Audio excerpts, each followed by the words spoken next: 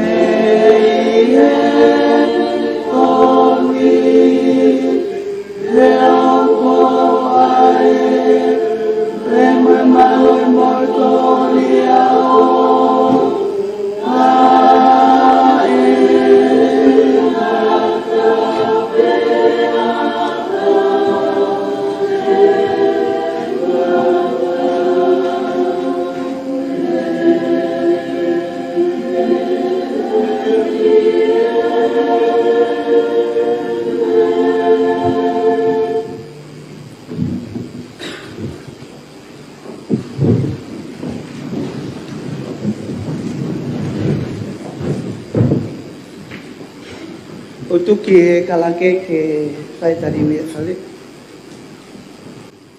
Ka po eksea o e takimo a whawhine wharearea o a mau fulmani ma. Ka koe ik ministaa ke pungau ke ngahi ngāi whalat whanua. Ka po ik pare mea o takimo a whawhine wharearea o wanoa wani ma. Mo ho ik ministaa ka pneti. Ka po e ho ik i whawhonga no pere. Me ta po e ho ik i whawhonga ka kai. Ka tāke whakahoko noi o e whare ke ahoni. O ni te wafulma walu e beleri wafma wafulma ni ma. Eksea o e takimu a whawhine wharearea wafma wafulma ni ma. Ka koe ek ministaa ko tunga au e ke ngai whalat whanua. Kohen. Ek paremia, ek ministaa ki he meiteki whawhonga kai, hapai wafulma wa resieri hui hahau. Kohen. Ik token paremia, mo minister lao, whakawhonga kai tonga tapu ni ma Susan Taholo. Kowen. Ik minister panga mo plan whakawhonua, whakawhonga, kakai tonga tapua, mo niata Waterhouse. Kowen. Ik minister ko mo ngawe, whiri mei tua, vai seoa I kandi. Kowen. Ik minister tangat panga humai mo tute, whakawhonga kai wawau, kung fulmaano, Mary Catherine Latu. Kowen. Ik minister ki muri me kautawa NFO, whakawhonga no perifikau hapai, Kirin Vea. Kowen. Ik minister whakatawa ki me whakalak whakaekonomika, ko whiri mei tua, o ofa tō mo heloa. Kowen. Ik minister ki ngai business e pure anga mo polisi, whakawhonga kai tonga tapu walu, me Mosa Ramsey. Kowen. Ik minister mo ui, whakawhonga kai tonga tapu fitu, Vanessa Takai. Kowen. Ik minister ngoe me toko ni me whakatata, whakawhonga kai o maniwa, o sarine mawhireo. Kowen. Ik minister ki ngai whalot whanua, whiri mei tua, toko mea fotu. Kowen. Ik minister ki ngai la lahi, whiri mei tua, ana vai moana mafi. Kowen. Ho ik whakawhonga no pere. Whakawhonga no pere whika roa ki o tonga tapu, mo I ola whiwhika. Kowen. Whakawhonga no pere whika ua tonga tapu, mere o whatamare. Kowen. Whakawhonga no pere whika ua wawau, laf mua vai pulu. Whakawhonga no pere whika tolu a tonga tapu, Karia Koreti Mafi. Kowen. Whakawhonga no pere whika ula ke wawau, Sabrina Tahia. Kowen. Whakawhonga no pere whika ula ke hapai toka setai. Kowen. Whakawhonga no pere ewa, Ellen Siwa. Kowen. Whakawhonga no pere o e uniwa, Teisa Mafi. Kowen. Ko ik whakawhonga kakai, whakawhonga kakai tonga tapu taha, honga lupe whakauta. Kowen. Whakawhonga kakai tonga tapu tolu, Pasimati Vaya. Kowen. Whakawhonga kakai tonga tapu wha, Lavinia Tupo. Kowen. Whakawhonga kakai tonga tapu ono, Melorin Ahio. Kowen. Whakawhonga kakai tonga tapu hiwa, Losa Aisake. Kowen. Whakawhonga kakai tonga tapu hongofulu, Kalatiola Manu. Kowen. Whakawhonga kai, Ewa hongofulu mataha, Paya Mafi. Kowen. Whakawhonga kai hapai hongofulu matolo, Mere Naite Rilo Pau. Kowen. Whakawhonga kai wawau hongofulu mawha, Venis Mamata. Kowen. Whakawhonga kai wawau hongofulu manima, Ana Maria Loseri. Kowen. Sea koe ngatanga e tariui, e hange koe ke mea ki ai kakato beheni, ai hoik me mipa, o e wharearea tak moa whawhine I wharearea ua noa, ua ni ma, whamalo tek sea. Tapa me afia atua mafia tau la tonga. Patap ki hawa tonga. King tupo ono pe ki taine kuini na naspau. Tapa tu egi palemia. E moho kapineti I whalearea koe ndo tonga ki he taki a kakai whiwhine. Matapu ki Ho e ki me pa whakafofonga me kau nobele, e whoki ki he, ho e ki me pa whakafofonga o e kakai, kai ata ke hoko atu e tau whakawhale alea i he pongpong koe ni. Tawa mai ni ki he whika no wha e tau asenita, ka pati mo mea e whaki asenita i a te kumutolu. Asenita whika wha koe tohi tangi, wha po ine taha, koe tohi tangi, whika uluaki e wanoa wanima. E te kore ke kalake ke ne lau mai e tohi tangi koe ni, ai au pehe ke whakahuat ke sila pa ako, hale son tu mau e tokoni ke tu onga mateu teu, mo toka teu ai whanau ako ke ngahi pole, e whiriuri waki o ea. Tapu e ksea e whanarea tak mua whawhine, whanarea o wak mau fulmani makai, mai ho eki me mi waka kato e whanarea, ka lau atu ai tui tangi whika luaki, wak mau fulmani ma. Tui tangi ni whaaga ho fulmataha o e peleri, wanoa wanima. Lot whakawhanua e ksea whanarea tō ngāru ka lofa, ka vinga. Ke whakahu ke sila pa ako, hare son tu mau e tokon ke tuunga ma teu teu mo toka teu ai whanau ako, ke ngahi pore o e whiriuri waki o e ea. E ksea, mat whakapaapa mo whakahat. Whakahat he tohine e mautangini. Ke kore ke whanarea o tonga, ke whakahu ke sila pa ako, hare son tu mau e tokon ke tuunga ma teu teu, mo toka teu ai whanau ako ke ngahi pore o e whiriuri waki o e ea. Ko hipe ko ngahi mga tuunga, ngahi uhinga o kuat ilalo. Ngahi uhinga uruaki, whanatau ke ripoti me ngahi kupu whenga apure anga, ne whakaha he ripoti e UNICEF, wanoa uowa, e whakafuafua ke peset e ono ngofulma ono e whanau akotonga na e uesia e ngahi whakatamak whakanatula, tupu me he whiriuri waki o ea. Na uesia foki mga apiako e hong fulma taha i hono mau i e mo ngā afu me pia kula ko hunga tonga hunga hapai i he tahu wanoa uowa.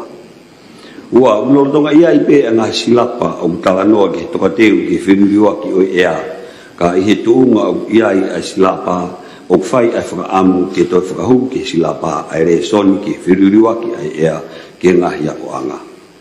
O tu la vea ngofua o tau whonua i whiriuriwa ki o ea e mei ai, o ki ai e tau kei whakawhilawe e mo whiriuri waki o ea, mo e toka teu ki whakatamak whakanatu la, o muto tonu ke ilo ki ai, ai whanau ako. Tolu, o sisi e ilo e whanau ako ki ngahi mea mahu inga, mo e te whito i ngā au e ke nau whakahoku ki toka teu ki ngahi whakatamaki o e whiriuri waki o ea. Tupu me he tokolahi o e pēseti e kakai he waha tau, o e whanau ako, o mahu inga ke whai ahono, teu i me ngā silapa kololotonga.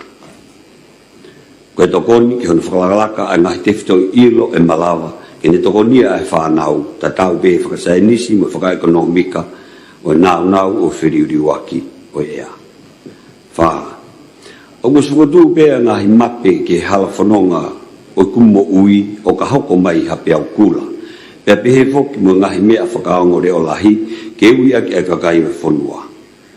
O iai pe mga tokoni ke he ngahi whakatamaki whakainatula o ka hoko mai mo nau whakahafu mo ui. O iai pe whakaamu ke ngahi tokoni whakainea ngā ui ke whakawhaingofua e whakalawaka i hono tufaki o nau whakaako whakahinohino ngahi prosek whakaako ki ha mea e lava o matu waki ai whiriuri waki o ea. Nima o whingaat tokolahi mo ngahi kupu ngā aki ai pure anga i hono whakaivia mo no tokanga kina ai tawhakini.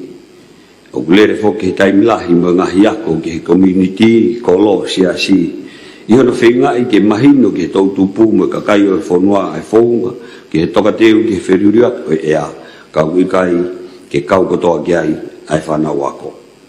Ono, i he whekumi me whakatotoro nei whakahoko, o malawa e silapa ako o to'o ai konga lahi i he whinga ki whakasisi ai mau mo e more.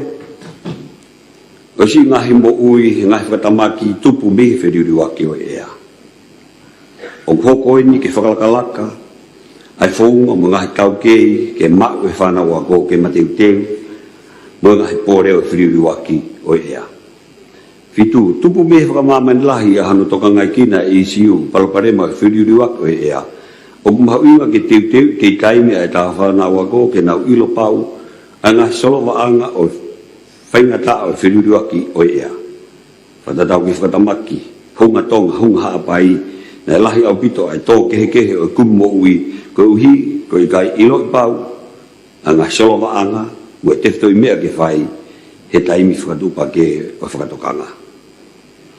Walu, o kia ia tui o tokon lahi au pito a silapa ako ki he ngahi potu ngā ue o whenga aki.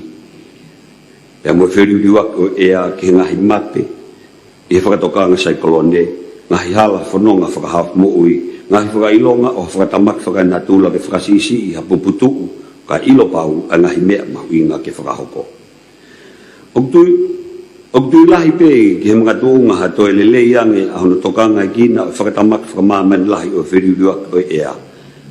Kono ulaki ako i, mihi e tau whanau ako at, a hono whakahu ki he silapa lolotonga, ai re son tūpau ma ke he ki hong taha ki he wha, a ngahi ako anga. Kore pe koe tangi, ke tūtūni e wharearea, ke ngā sino whelave ko toa pe e whakahok. Mo whakapapau i ke whakahu ke silapa ako hare son tū ma'u, e tokoni ke tūnga ma teu, mo toka teu e whanau ako ke ngā hipore o e whiriwaki o ea. Whakapapalahi atu, me te matolu kotoa, o whamoni hingo atu i lalo.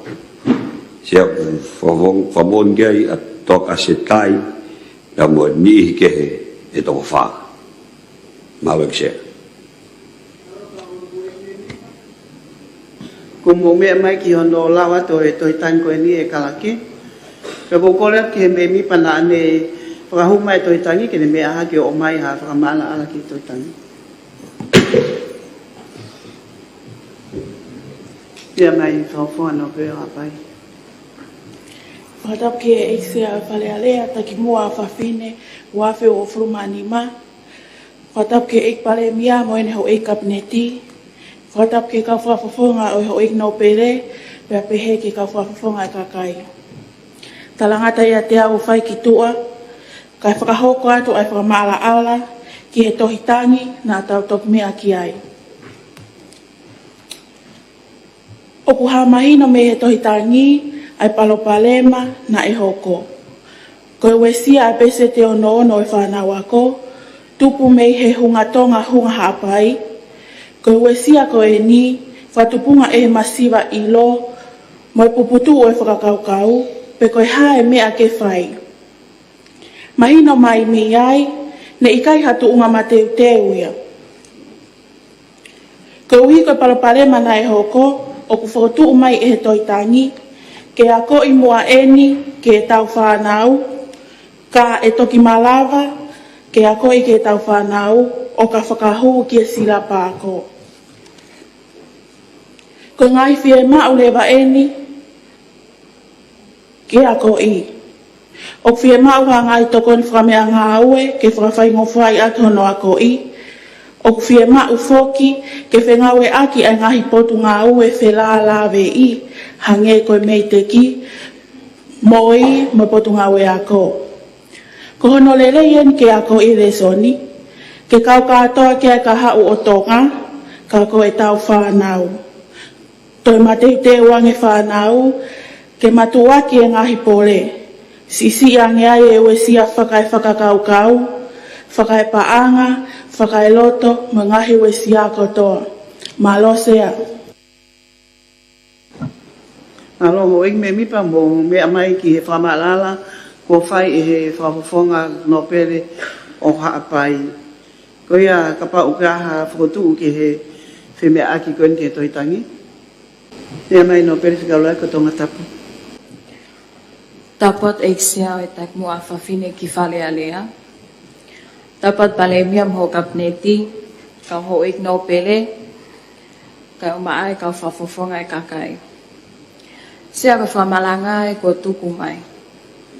Ko fotuat eaw, tatukuhifan ke komit kakato, ke faihan o talangan. Ko ia pese amalo. Malo. Kua popo ki e whakatu me whawhonga No pere whika ula ko tonga tapu. Ke tuku ke komiti kakato. Eksea, popo watu.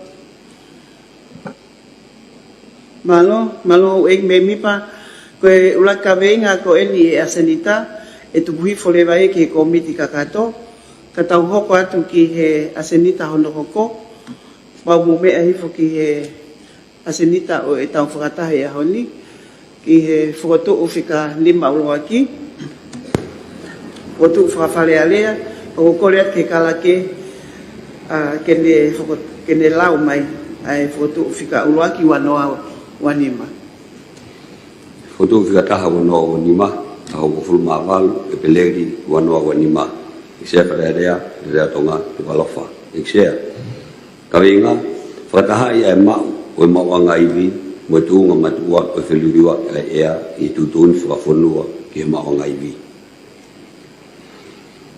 Ko mātua whakapapa ki e whituuna mo whakahoko atu ai kore ki whakahunga atu ai whakatu whakawharearea ko e ni ke whaikia i a whemea ake e huiki me mipa o e wharearea.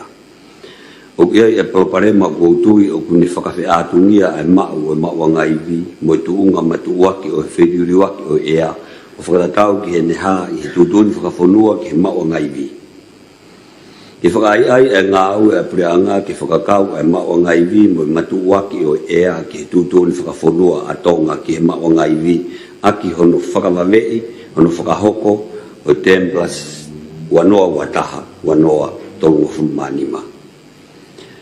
Ko palparema o te eki ke iai hamakatuunga pau standard o whakataumua mo whakatewhito ke whakapapau e malawa ke tawausia ai liliu me he lolo ke mao ngaiwi whakanatula o whakatatau ki he de asi i hala whanonga ki he ngāwe aki o iwi whakanatula. Ne o ngoko ia i e lao mo tūtūni a pure a ngā ke tataki ai ngāwe aki o mao ngā iwi o tau whanua o gulahi e taime o i kai tolonga mo tūloa a ngā se vesko e ni tau te whito ki he taimi o kutoa mai ai ha whakatamaki. O ia i rewa ai hoha alahi ki he kavinga ko e ni tau te whito ki he ngahi ahoni o ia i whakailonga o putu ange ai mate ai uhila o uesia ai ngahi apinofanga, ngahi pisinisi, pia mo ngahi sekitoa keke. O toi haa mai heni ai toi whakaututu ange ai ngahi matangi, pia toi maalohi ange foki koe uhi, koe whiriuriwaki o ea.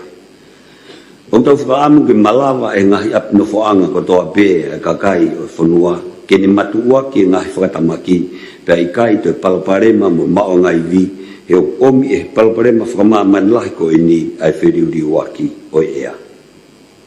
I he makadunga ko e ni, o kuatua i e whakotu ko e ni he o iai ai tui, o hohoa maari e ea, pia mohonolanga hake ai tuunga madeudeu ho tau ki whanua ki he ngahi uesia o e whiriuriwaki o ea.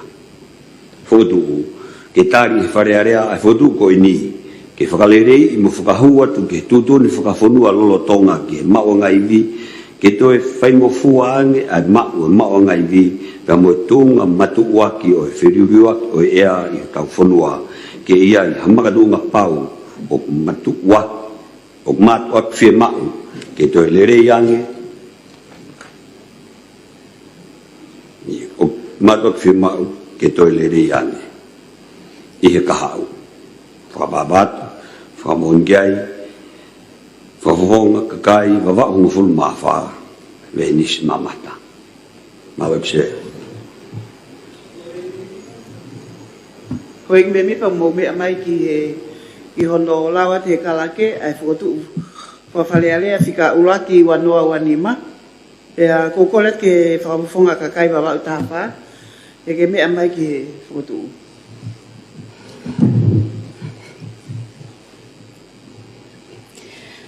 Whatap ki eksea o whalealea taki mua whawhine. Whatap ki eik pale mia, pehe ki ene ka memi pa kapneti.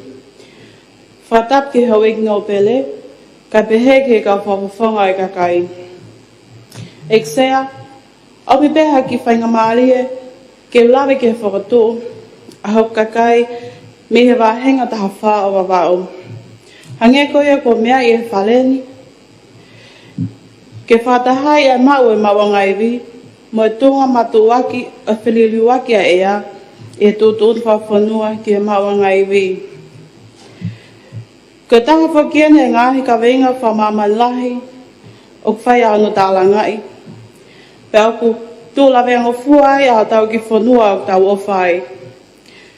Ko whiwhirilahi me kakai, ko uhi o i kai hama tuunga whalalaanga, o ku ne taki mai e whakakaukau, ke no whataha, o ku malawa ki tau au sia, ale liu me he lolo ki he maua ngai whanatula, pea whakatatau ki ane asi i he hala whanonga ki he maua ngai vi.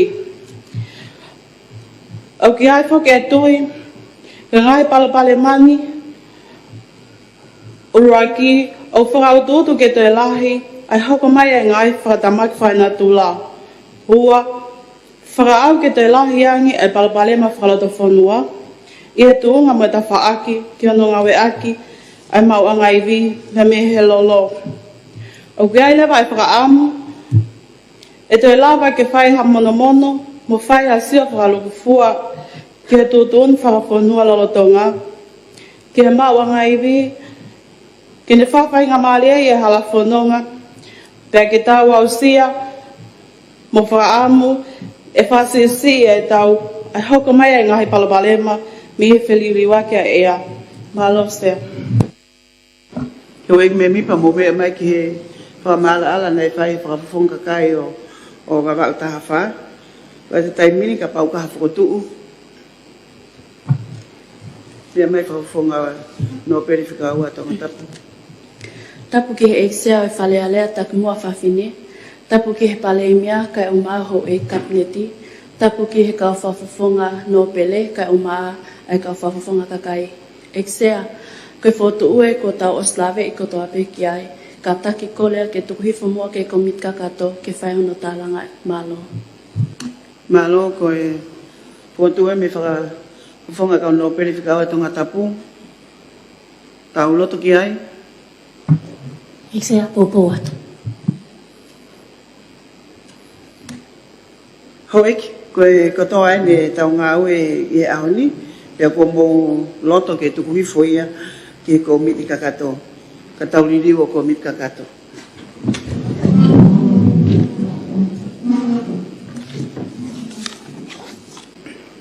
Tapu ki he awhia o tuahi o tau lotolotonga, whatapu en ke nā awhiwhio, tamatu i tupo ono, kai pehe ki a kuini na naspau. Tapu ba moe Pirinis Kalauni tupo toa, pia pehe ke tahine Princess Kalauni sinai takala, ba moe whare o haamuhe ofo. Tapu pa moe iksea o whare area no pere whawhanua, kai umaa e pare mia, ai sake eke, moe kapineti, pehe whoki ki ho eki me mipa o whare area o tonga. Whatapu eni ki he pare mia o tataki e whewhine e whare area o tonga, pehe ki hono ho e kapineti, kau whawhunga no pere, kau mai kau whawhunga o kakai. Ho e me mipa, o e komi kakato, ko asenita ngā ue eni, ko tuku hifo mi he whare area, ke whakahoko ha ngā ue ki ai. E kulawe i ko e tohitangi, pea mo i whokotuu whawhare area. O ko kore heni ki he whawhunga no pere, whika uraki o hapai, ke te whaiange pe muahane whamala ala ki he tohitangi, whika uraki wafe ua nima, aine ku haa i he tau asenita ngāwe, mea mai whawhunga no pere, whika uraki o hapai. Whatap mo e sea komi kakato, whatap ki e pare mia mo e ne ho e kapneti, whatap ki e ka whawhunga ho e no pere, pea pehe ki e ka whawhunga kakai. Kai ata, ke te whahoka tonu whamala ala whai ki iki, ai tohitangi ko whahu ngai ke whai, hawhi mea aki ki ai. Koe palopalema ne hoko, koe tonga kotoa nei tongani he ahatanima o Sanuari wafe ua furumawa, o ko tui, nā tau au sia kotoa ai ue sia, nā tau sio mata ki ai, e hoko ai hunga tonga, hunga hapai. Kai tau te whito, ki o tau kainga me ngahi otu motu, mo ngahi e ria maulalo ange, nei hoko e wesia ki o nau ngahi api, mo family. Na toko lahi e kakai na ikai ke nau ilo i koe hae mea to tonu ke nau whai. Koe tuku pe eni me he masiwa ilo, mo puputu e whakakau kau. Koe uhi koe ka hau e tau whanau, mo kakai e whanua he ka hau. O ku mātua ku mahu inga ke whai e tokanga ki hono a koe ki nau tolu, i he tuunga ma teu teu, mo toka teu, ki hangahi pore o e whiriruak o e ea. E malawa i ke tau tuku hifo e whika ko eni, ko pese te ono e whanau na uesia. O ku mahino pe, he ikai hoko e nia ke tau ta ofi whaka au furi a uesia, ka koe whounga eni ke mapurei ai mawhasia o e ngahi whakatamak whakanatura.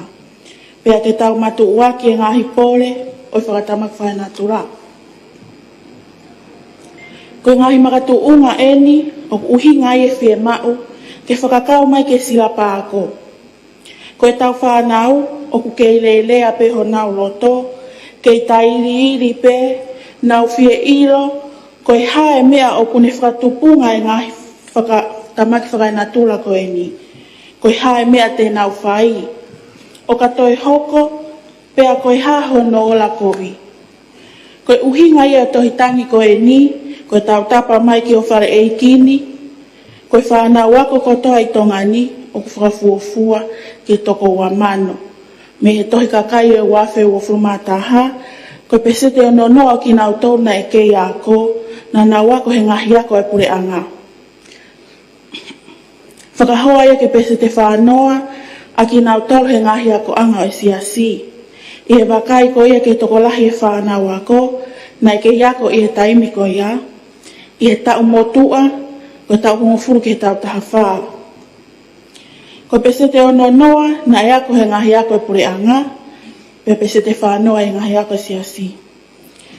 Pe koe hae api ako, e ako ai e whanau, ka koe ni whakahu pe polo kalama ako koe ni, ke silapa ako, e ako ai e tamasii, mo e tahine, e ako kotoa i tongani.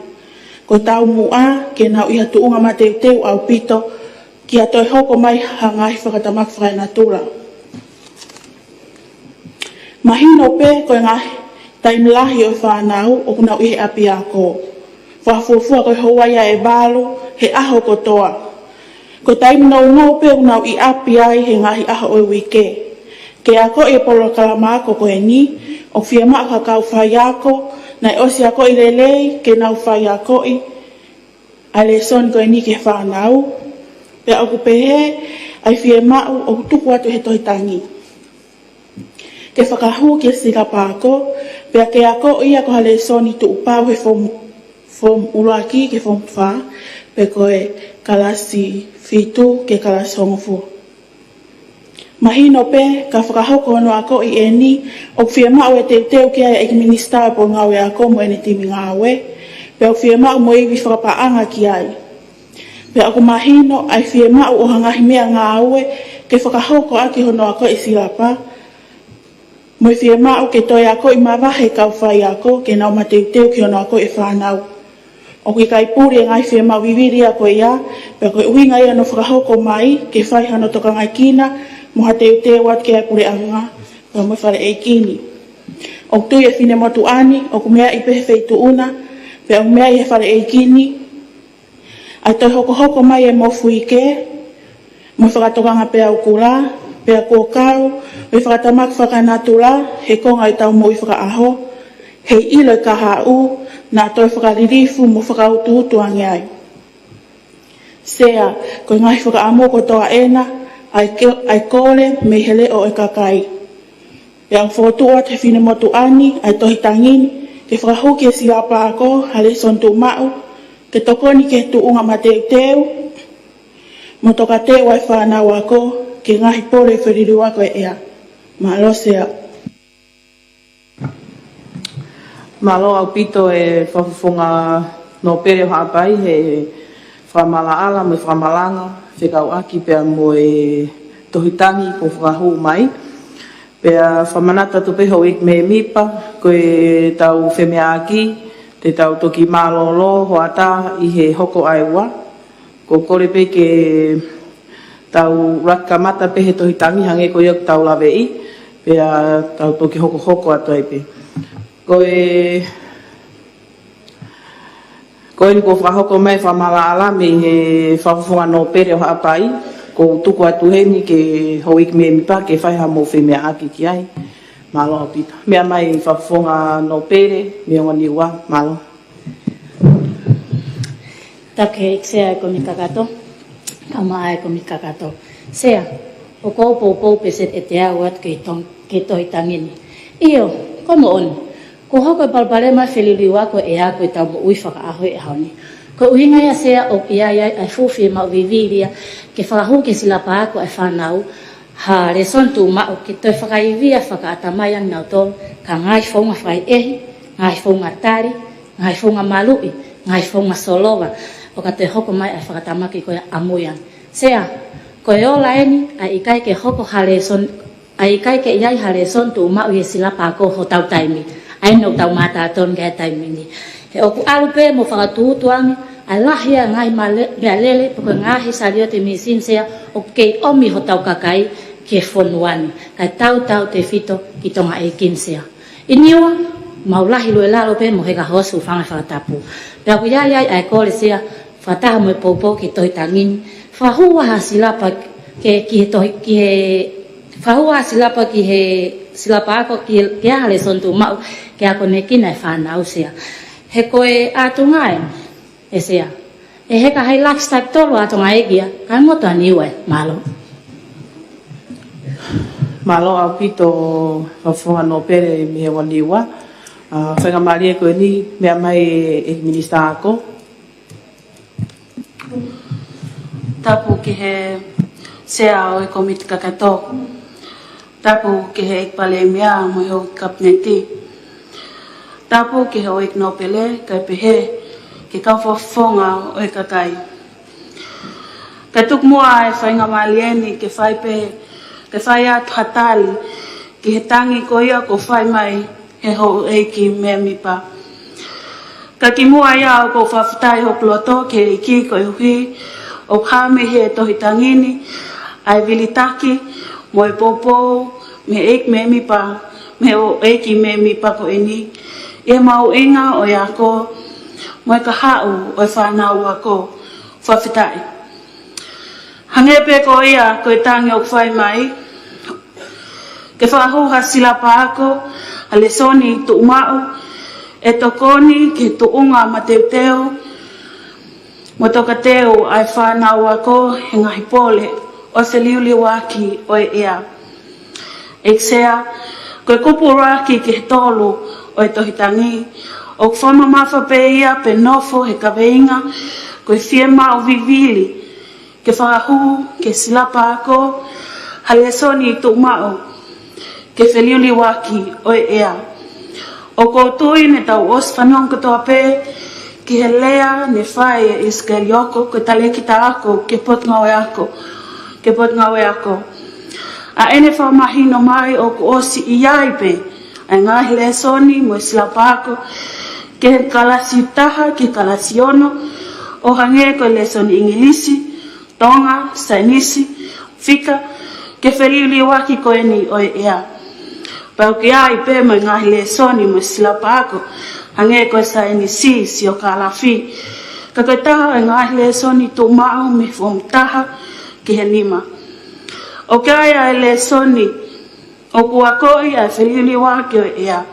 Pa ki he whamu anongo e whamu fitu, o kei palani ki whakahu, a ngahi le soni, ke hoko, ko ngahi le soni fili, ke ngahi whaunga o whanua, mo tu unga ma teuteo, ki ngai pole o wheliuli waki o ea. O kuakoi pe e tau whanau he ngai le soni ko e ni, ke nau ilo, ai mahu inga o wheliuli waki o ea mo to unga lawe angofua ko ia e whanua kotonga ke ngahi whatamaki whakaina tula. Ne pehe iskelioko o oswhe unga pe a huluat ai ngahi le soni lolotonga ngahi le soni lolotongani ki hono ako e tau whanau ke to unga mateuteo mo tokateo ke ngai pole o wheliuli waki o ea. Kono wha, kono kupu wha, ki he wālo o e tohitangi. O koutui, o kune toi whamama whae, ha whaunga hono a koi, o e silau pāko, pia pehe ke ngahi palani ngā aue lolotonga, o kumau i whanua, ke toka teo ko ia ke whatamaki whanatula, pe koe wheliuli waki o e ea, o hange ko ngahi mea wharaongo leo lahi, i kai ngata pe ai, o grawe e kupu fitu, mo e kupu walu, ai maho inga ko ia ke pule anga, ke whamahino mo whapapau i, ai ngahi kupu whekau aki, ke whapapau i, o kulawa o toi whakamahino ane ai kawingani. O kawho ke he tau tohitangi o pehe, i he hoko ai hunga tonga mo e hunga haapai. Ne lahi ai whaunga kumi mo ui, koe uhinai koe ikai ilo. Ai whaunga o ikai, mo ikai hatau kei, ke wheliuli waki o e ea. O koutu iau neongo ai ngahi slapa ko lolotonga o kua ko iai e tau whanau. Ke nao ilo, ke wheliuli waki o ea whanatula, pe o ka hoko mai hawhatamaki o hangei koia, ko hunga tonga hunga haapai. O whanatula pe ke ngalo e ngahi a koia ne osifai, ko hi pe koe tau manawa he, pe ili fia. O hoko ai ai puputu u, o ikai ilo ai mea te tonu ke whai.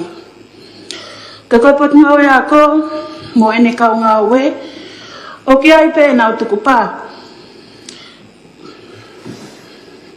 Ke a koi, ai wheliuli wā ke ea, e ngahi le soni i lolotonga, o kau ke ai, ke a koi a whanau e ngahi whaunga o kuofiange, ke ngahi pole, o tau au sia mo sio tonu i he tau whanua Pasifiki kotonga. Whaasi pe e tsea o koutui, o mea i pe hau eiki me mipa o e whale, mo ki nau tolu kotoa ko ia ne whamu oni mai i he tohitangini. Ai mawha tuki tuki o e kaweinga ko e wheliuli waki o ea, pa mono ngahi pole o ka hoko mai. O ki kai kotonga pe ia, o whianghangai mo e whatamaki whakaina tūla ko eni. Kau tau kau he tūla vea ngofua. Pa koe whakatū mai ko e ke ai hale soni tuu pau. Ke a koe ai wheliuli waki e ea mono ngahi pole. Hei kai pe ke whiunga ia, mo liliu e ngahi pole whatamaki whakaina tūla. Aia ko e ku uhinga. O ki kai kolo ki a kope, e la vai ano whamatalai i a koi, mo e noi noi e tau whanau ki e kawengani. O koutui, ko iwi malawa o e potu ngā ue, whatatau me tau ngahi me a ngā ue, pehe ki e kau whai ako, me ngahi me a whapaanga, o kai whiunga ia, ke toi ai hale soni tuu pāo ma kehe ke kawingani. O ku mau tuku pā, o ku whalahi pia tau whamamawhai, a hano ako i a kawingani, ka o ku whai pe i ngahi le soni tuu pāo lolotonga. O koutui, te tau pōpō heni, ki he ope atu, ai maho inga o e ulaki api ako, kako api. Ki ono ako i ke iki me ai, e tau whanau. E tapa ke kehe pē o e mo ui, pe alawa ke kole ki mātua, ke nau kawat ki ai, mo maho inga, o e wheliuli waki, o e ea mono ngahi pole. Aia ko noa whangatuku e kisea. O ki kai kolo ki ako pē, mo ngahi potu ngau e ako, mangahi le soni tuu pau. E lawa ai ke tau ako i e tau lungai whanau ke wheliuli waki o e ea. Ka aku malawa e ni i he tau whengau e aki mo ngahi mātu a, mo e kolo, mo ngahi siasi, pepehe ke pule anga i hiala whata, ke teke mo toe ako i ange ai kawe ngani ke tau whanau. Hange pe ko ia. Ko e lawa e tohi o palo vea pe wa he ua wa vesi o no.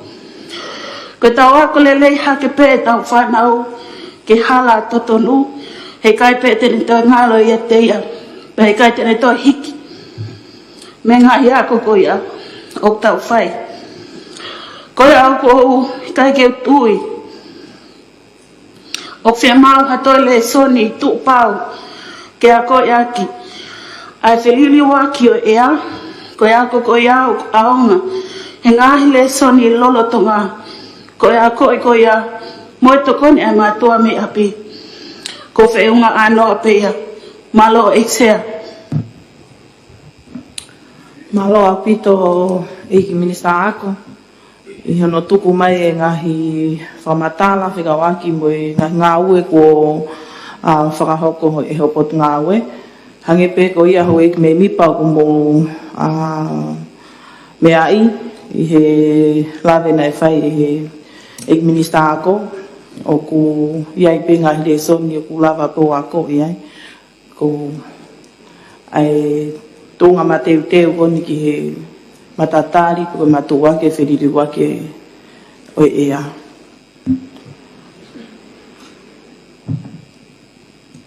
Mea mai whawhunga kakai tonga tapu wha. Tap mo iksea o komiti. Kakato tak mo awhewhine. Whawhine. Tapu me pale mia. Me kau e kapneti. Tapu me kau whawhunga no pere. Kai maa. Ai kau whawhunga kakai. Iksea. Opo kei tau kawe ipe ai toi tangini. Neawa nelea e minista ako. O ki ai angai le son kehe. Hange ko sio kalafi me sai nisi. Ko sio kalafi ko le son filia ai tamai klalahi. O ke puhiki eksea. O klasfa ta ovalu. Pea ko mo fuike na e hoko e mahina ko o si aho tolu noa na e hoko ai ko ki wiki na mana wahe pena e ko ai e matu hengi o ku kei pipiki mai pe te au e mau alu e mau lele ke fetu o pa ke mau hau ke ai ka ko e ke tave tau kavei ai le soni ke whakahu i he silapa i sea hange ko sai nisi o ka pa whakahu i ke silapa ko ia he ko sai nisi i a eksea o ku ike ke taranoa pe ki he wheleli wake ea o te taranoa pe ki he tupe ngowe angai huelo la a me mama mga ina pe i he kamata ia ai kelas wha o au i ke kelas iono kai umaa ai kelas lalahi o ko ke tau kawe pe ai toi tangini sea malo apito Malo apito. Mea mai e paremia. Tak ke eksea komit kakato. Fata puat ki he me mipa o e kabineti. Tapuat oen ki he kau whawhonga no pele. Umaa ai kau whawhonga ai kakai. Eksea koe toka ngai nia ki he lawe koe ke he tohitangi. Pe he o nau ki tau kawe i pe ke whakotuha le son makehi. Na tau os mea i pe taimina e mea mai ai Eiki Minista ako. Oku nau whaingata ia he loloto ngani, ai kau whai ako, ia moe whanau ako. Le son lolotonga ako i koe i he tau pehe pe i he lautohi pe moe ngahi api ako hoko hake, whomtaha ke whahange na mea mai koe no pele. Oku foile soni e ono tu uma o he taimin ai whanau i ki koe kalasta ke kalasiono. Pea kapa te mo pehe ke toi whakahu mai le son fo o tu uma ma ke koe ni. E hiki hake le son ni o fitu. Hange pe ka mea no pere eksea hoa e walu ai whanau ako i api ako mo whai ako. Hoa e walu koe ni os wahe foile soni e ono koe ni lolotonga. O mo pehe ke te o mai le son no tanak mai le son fitu ai pure anga kai valu siasi valu aki ai le son ko ki he patohi tapu fanga patohi tapu E whiunga nai taimi koe koe ki fo e hoa e walu ko ia, ke mo te fotu mai a leson, ke whakalahi a ke leson Lolotonga. Lolotonga ko ia. Tari e toko ni e paremia. Kataki tupe mua ki whakaose te whamalanga kai Malo, toko hoka tō mea i paremia, malo.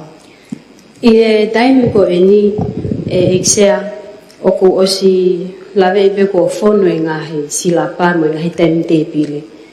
Pea ko ia o ku hea toka ngā makehe ki he whia ma uwi viri koko ki he ngahi mea ngā oe mo e ngahi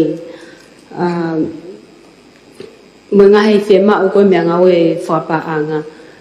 O ku tau lawe i pe whatatau ki he panke a mamani. Ko hono whakatu koe mo hono whau hasilapa whau ha whau leson makihe. Koe mahu inga whakapaanga ki ai.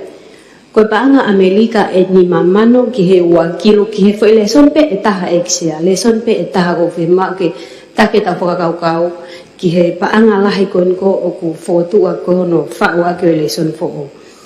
Whakatatau ki ai. Koe ngahi whakamore koe ni te tau toi ako i ai whaiako makihe ki ai.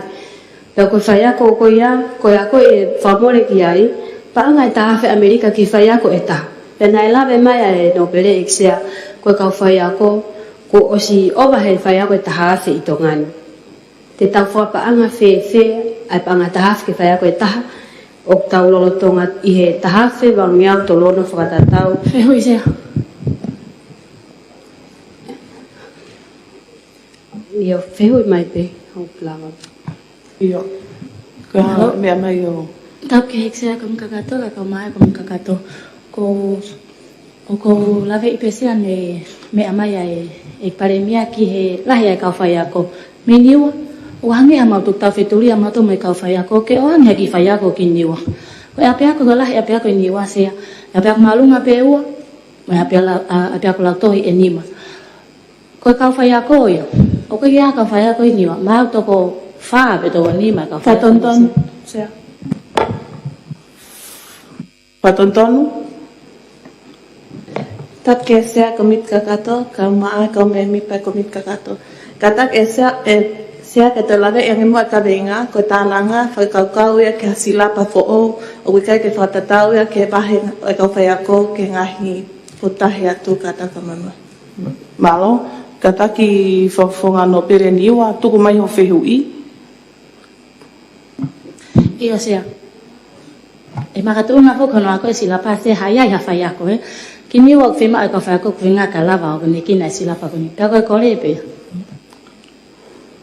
Sai, kataki, hoka tuho mea i paremia. Take eksea ka umai me mi pa komit kakato. Ko ku foto upe, ko whaunga e tā ke whaka e ihea ke tau whakalahi koe whakamore ko ki hono whakotua sila pa fo'o. Ko hono mono atu pe ngahi mea ma kehe kono ko o mou kore mai. Hage koe tu unga mateu teu. Mono pe ki he leson Lolotonga sila pa Lolotonga kono ko o whakahoko ko ia i he pot ngawe ako. Ko uhi ke whakasisi e tau toe whiinga, ke tau toe more lahiange e tau paanga. Hono fotu hale son fo'o. Mahalo ko iki pamalanga pe malo eksea. Malo apito i paremia, iyo mea mai i tokon paremia.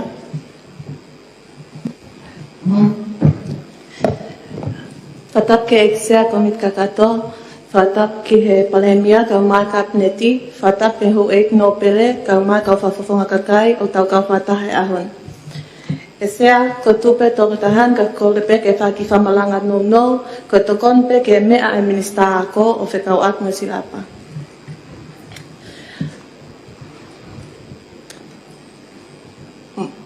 O bikai ke whaikai i he whinamotuani e mau inga o whiriuriu aki o ea te mohono ako i ke tau whanau. Ka o oswe unga pe hono whakalele i a ngahi le soni Lolotonga mo whakalahi ki ai a ngahi ilo whiunga mo tau pe mo whanau i whomraki ke wha. I a tau seo ke patsep mo palani ngā ue ai whanua ke tau whapaanga wanoa wa wha, wanoa wa nima, wanoa wa ono ke wanoa wa fitu. O mauinga ai ke tau wakai ke ngai patseti mengai asenita mauinga ange ai au ilogo asenita ngawe mauinga o puleanga. O kia ngahi e ria e hiwa o whawhatongia aki ki tau tolu ke whapapau i o whakakatoia. O kau ke asenita ngawe mauinga e puleanga whika whaa kono whakapapau i o whakalakalaka a no whakakoi ai toko taha kotoa i o tau whanua pe ia no whakalea whapitania, korat ke sea ke whangofua mai pe raranga ka whairat pitania, whapitania. Ko improve education for all.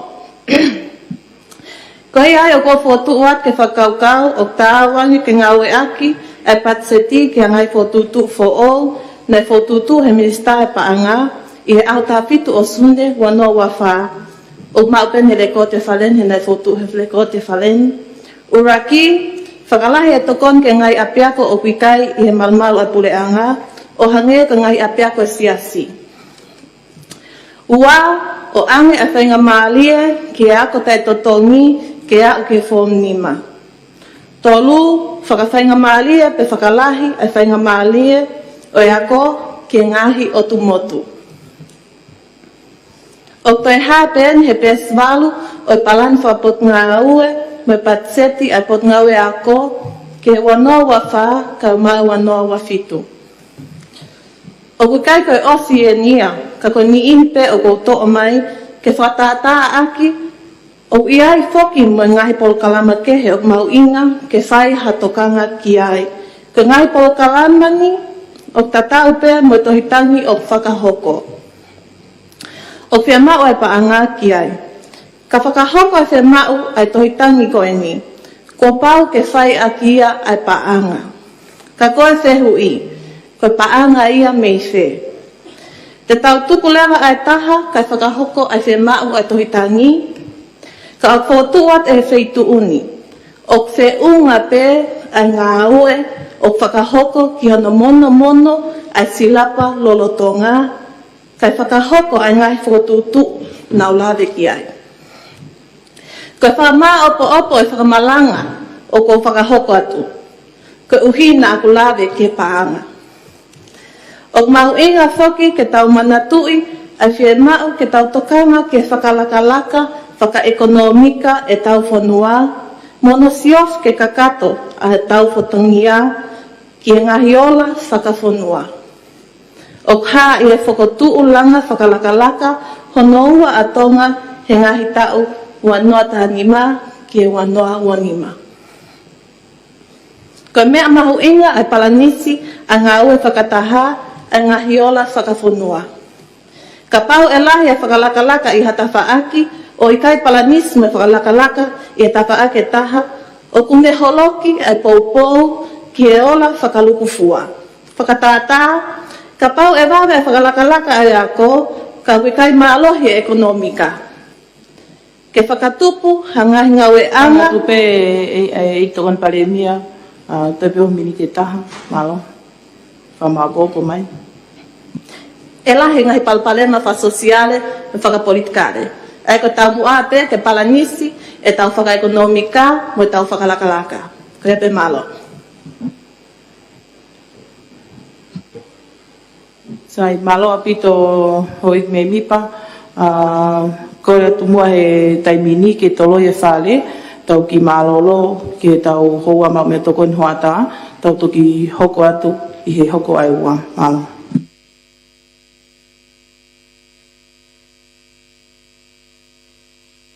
E tawa akara e ono mika ngane pot ngāwe ako, nā mea mai kia e tokon pare mia e ksea. Mo e whehu i ke e tawa aki, e whakahu ko nia sila pa ako, i he leson tu mau, ke toka teo e whanau ako ke pole, o whiriru ako e apa mo, tamo ene pehe, ko paanga me whe, ke whai ako no whakotu ko nia sila pa fo e ksea. O ko kore atu, ke me anga mua, ke ek minista paanga, ke ne whai mai mua hawhama ala ala whikau aki, tamo patseti ko ne pot ngāwe ako. I kai ngā tai, o ki ai e ngahi tokoni whakawaha apure anga ia, o nā wala mai o tokoni ke pot ngāwe ako. Whakatata ke UNICEF, UNESCO, Ka ngai wa pa pule anga ya una wala mai to kon ke pengai ako. Ka ko se hui kana ik pale mi ako pa anga mi fe. Ka ko se hui an. Ko fe pa anga ko ni o fan o to kon ni mai ngai wa ako en ba pa ba pule anga ko ni. Ko ya pe malo. Malo au pito ko se hui ki he ki minista pa anga ki fai mai mo ki lave ki he Panga o whalelea ki patseti kone pot ngau ako, mga hito koni me muri. Ala. Tapu atu ki he eksea ko mit kakato. Ya tapu atu ki he hauek me mipa ko mit kakato. I he tauwhapaanga wanoa wawha, wanoa wanima. Nai wahea i he pule anga tonga, ai paanga tonga, e te au taha 12.5 miliona ki sektoa e ako. I he malumalu e asenita whakamuamua o pule anga whika wha. Whalakalaka ai ako, ma ai kakai koto ape. O kau i he patset koe ni, ai ngahi ngau e keke. O whakatau mua ke whakalakalaka e tuunga, mo lava ke mau ai ako i whanua kotoa. Lautonga o whotu he patsetiha ngai pol kalama mahu inga. Hange ko hono whakalahi o ngai tokon ki ngai api ako o kui kai whakapure anga. O atu ai ako whakapure anga tai totongi o au ki whonu nima. Pea mo hono whakahoko o ngai whakalilei whakakompiuta. O kui kai kene whakahai mahino ai konga o wahei piki ngai whotutu wako e whiriri wako e ea. Kai ke, o mahino ai tuku paa pule anga ke whakakau e ngai whakaukau ke whiriri wako e ea, ke sektoa ako, i ne ngai whaunga whapoto o plahi angi. Hange ko e ni, o whamamawhai e he whaunga whakalakalaka whakatupa ke atonga, peko TST e whaua, wanoa taha nima, ki he wanoa wanima. Ai mahu inga ke laka hake hatonga o whakakau mai, tu loa, mo tu maari angi. Ai au kawai ahono whakalakakai o e ako, ke tau ia ke ngai kore a takai. Pai kai ngatai, o whotuat e palani ngau whawhonua whakatahataha hua ke whiriri wako e a mo purei. Ai whatu tāmaki o whakatamaki. O ngai whaunga ke whamalohia kai ilo. Ka moe iwi malawa ke matu ako e a ia e ala kawe e ngai konga whakako. Eksea, ka taki, ka te kore ke whawhonga ke whakahoko mai konga honoua ne whihui. Malo. Malo au pito, o tari pēha o whehui uruaki. Ia. Ko e whehui o no ua ko e pale mia ia. Ka take te whakaongo mai mua o whehui whawhonga hapai. Malo pita mai whainga maari e. Ko e whehui ua, ke whakatatau ki he mea e pale mia, e kau aki pa moe paanga. E whaigone whakatuutu ukoni. Nā ne pehe, o ki kai ke iai hapa anga ia o ka pau e tari ke whakahua sila pa fo okon. Patonton sea. Patonton? Nai kai ke o pehe au pe ke aha paanga, nau e ke o whihuia pehe pe paanga mei whe. Ma tuunga he whakaukau, o ke ai pe ai paanga, ka whai ak e ngau i lolotonga. Ko e pe eksea. Io, malo tari whatontonu, ka taki pe ko tui pena ke mahalo ku tari pe ho whihui he whamatala koni ko omi he e minista paanga. Whikau aki mo ngahi paanga o ku na ke whawhihui pe ko whii he paanga ko ia. Ka koe patseti e ki he ngahi ngau e ai pot ngai ako ku ostuku mai pe he. Ka pau pe ku lava pe tari ho whihui whawhonga ka kai hapai. Ko e whihui sea katak.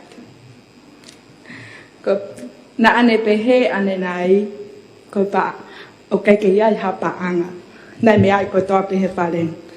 Pe ko paanga me whe. Ko e whihui a aku. O ki ai ngahi kau taha whakawaha apure anga ia. O kuna hanga whaitoko nia. O ka pau he hoko a tohitangi ko ni ahone. Hange ko UNICEF, UNESCO, ko ngai kau taha wapure anga una hanga whaitoko nia. O ka pau e fo o sila pa fo o koni. Ko ia pesea malo. Malo a pito whawhonga kai hapai mahino a pito pe whihui. Kataki hoi ki kabineti. Pe koe minista paanga, pe ko hataha pe. o tari whawhikau aki mai pia moe ngahi paanga tokoni koe ni me he kautaha tokoni koe ni.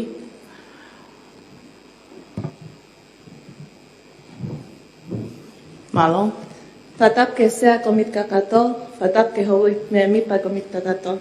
Kai fai pa ki whamalanga i he whakaukau, e whafofonga hapai tātolu, whekau aku mo paanga. O kia e tui e tō tahani, o kia e pē lau, ke sino i paanga, o ome ngai kau tahani mui. E pilo e koe lau, ke sino i paanga, o tonga ke whiriuriu a koe ea, wano wataha. Koe lau tō niu e malmalu e minis, ai pot ngā ue mei teki, e tot lawe pekea e pare mea wene malmalanga. Koe pe malo. Malo o pito, ane wheka maari e koe ni ke whafunga no pere o wawau, mea mai. Fatapa ke eksea komit kagato, ka maa e ho ik me mi pa komit kagato. Eksea koe ki whehui peri o whatau mua ki he minista lao. O kiai nai ha lao pe ko hatutuni whai whonua, o ne hanga o whawhi atungia e teni lava whawhi atungia e tohitangi koe ni. Koe abe mau. Malo a pito, kataki e tōn pare mia, mea mai. Mala. E tari ke wheui e mau e tō tahani, o ku unga kotoa peia he lao ke sino i paanga tonga ke whirirako e a wanoa wataha. Aia o ku kauia he priority. Kauia he mau inga maalie, ai koe lao koe ni o ne hanga eia o whatontonu at eksea. Iyo, whatontonu? Koe wheui, koe tari, koe iyo pepe, koe ikai. O ku iai halau, o ku ne whawhi atungi ai, ai tohitangi koe ni. Pe katutuni whai whanua. Malo. Iyo, malo whafunga no pere, te utari atu peho wheui, iyo o ku whamalu pe ngahi tohitangi koe ni i he lao koe ni koe ke whiririwake ea. O koe ke iaha mea tene whawhia tungi ai, o ku whakahu mai pe ka i he ngahi lao, ngai tuto uni koe ke whiririwake ea. Malo. Mea mai whawhonga no pere o hapai. Tūrau at sea pa mo e me mi pa o i whare e kini. O ku tau whanonga ki he ngahi whera, ki ngahi mea koe ne toko osi.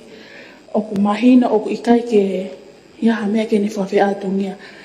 O ku fulahi, o ku tau tala noa koe ki he paanga, whakatatau ki he. Peseti koe e ono na wesia i he whatotora i UNICEF. O ku tau whiwhiri o ko whiwhiri re vai, ko wherewa mea o mahu inga. Ko e tau sio ki he tunga whakaekonomika mo e paanga, pe ko tau sio ki he peseti e ono ku na e wesia, ke lawa ke tau tukutuku hifo e peseti, ko kofi peseti lahia. Whatatau ki he tohitangi, ko ka haue ne whonua e whanau, ko e ni tau hinga ko ke whakahu ke sila pako. Pe ka pako e tu ungain e ke e wesia peseti ono, pe au siat ke hoko atu, ke tolonga mo e tu uloa. Ka pate tau tokang ke ta whakpanga. Tuku peke to ki i eka te ki whiu koe ni ke minista ako.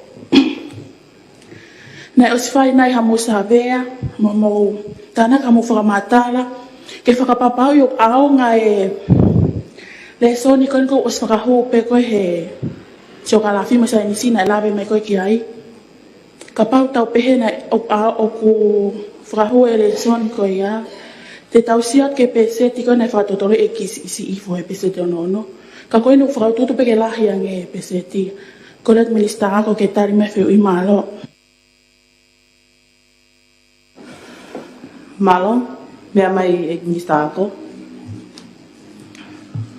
Tapu ke eksea, kai uma e ho ek me mi pa, kai tuku mua ke tali atu ki he whihui ko tuku mai. Koe savea koe na e whahoko mai e ho eki no pele o hapai. Eksea o kwhai pēa ngā o eki ai. Tuk mai taimi koe ne waftaha tuk mai e whamatala koe ia. Ia whakaaki pa mo ili poti ko ia malo. Malo o pito sea, tuku pe ke te kora pe ke whetuna ke te ki whakamalanga tu pe whakauaki mo ene lawe ko ia o ku ikai ko api ako pe ai whetu wheunga ke whakahoka i ako ko eni ula pe ke awe ki api. Ka whakatatau ki he toi kakai o wafe o fumataha, ko whanau ako, ko whanau i lalo he tau tahwhitu, ko pese te taha toru kai ke nau nofo nau tomo e nau mātua. Pese te ua poi ni mai whanau o nau nofo pe mo e nau tangata eki, pe pese te ua taha o nau nofo me nau wha e toko taha pe.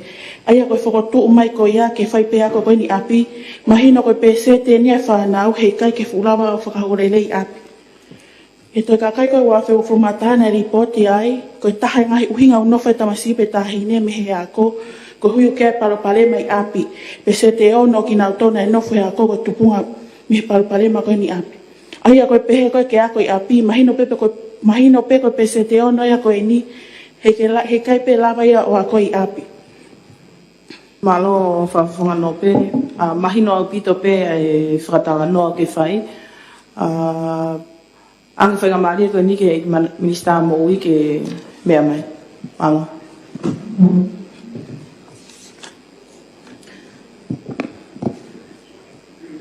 Tapo mo sea ko mit kakato e take whawhine i whare alea wana wanima. Tapo ke i pare mia, kai maa hou e ki me mi pa ko mit kakato. Sea, ko ki whehau ia aku ia. Pepe sete ono ko eni koe ni o ku lawe ki ai e whawhawhonga hou e ki no pere. Ko wesia koe ni i he wesia e mo ui whakai ata mai. Pe koe pesete ono koe ni ke wesia i he mauanga paanga o e toa taha ko whanau longa i whanau. Pe koe wesia o e atakai. Ko kore atu whamahi no i mai ange. Pe pesete ono koe ni a longa i whanau. O ku wesia ka pate mo lawe i whupeki he kawinga uruaki o ku pehe. Whakafofua koe pesete e ono ai whanau ako tonga na e wesia e he ngahi whakatamaki whakai nā tula. Sea, ko pehe au ia o teke ke whakate whito mai eni, pe koe wesia whakai ata mai, e pesete ono koe ni, pe koe wesia i atakai, pe koe wesia i api. Aina ko ke lawe mai koe pesete lahia o whanau nofu i api koe paro pare mai api. Koe eke whehu ia aku sea. Koe pesete ono koe ni, o whakate whito ia, i he palopare ma whakai ata mai, o longa i whanau, o wesia he whakatamak whakai nā tula. Pe koe wesia i he nofo i api, pe koe whakalukfua. Malo sea. Malo apito sea, kai whaita tari ke whehui koe ni. Nea tiralo whawhawhonga kataki. Tike ke whakaata, tike ke mea mai. Malo. Hange koe mea nai mea kia e minista mo ui. O asi he tau tohitangi, whamahino mai ai report koe nei whakahoko ko pesete ono. Whia maa o pito ke toi whakamaala mai mua whawhonga no pere ko iau hapai, ke pesete ono koe wesia na eni ha os mahino pe whakatamat whakai nā tula, kai toi ki whakamaala mai, mea mai whawhonga no pere o hapai. Malo pite sea mai whenga maari e, kai tuke whaita tari ke whehui koe ni.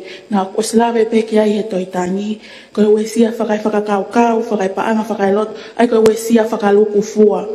Malo. Tari peo wheu i e kimi sa moui. Tapat me sea me hoi me mi pa ko mit kakato. Ko fie ma ui e au ke u ilo pe ko ilo tahi pe seti ko ini ko fiha ia o ku wahei pe ko hai pe seti lahi i he pe seti ono ko ini o ku whakate whito ki he mo ui whakai paanga ke tau lava ke tau sio pe ko fe ia ia nau tolu ke whakai via ke he tonga o tuloa te pe seti nai e fiha i he ngahi mo ui lo tolu ko ini ke lawe mai o ku lawe ki haisea Peko fi pesete fiha na ia ke tau lava ke tau sio po fia ta whaki te tau whakai via ki ono ke teu ki he ngahi whakatamak whakai na tula. Malo.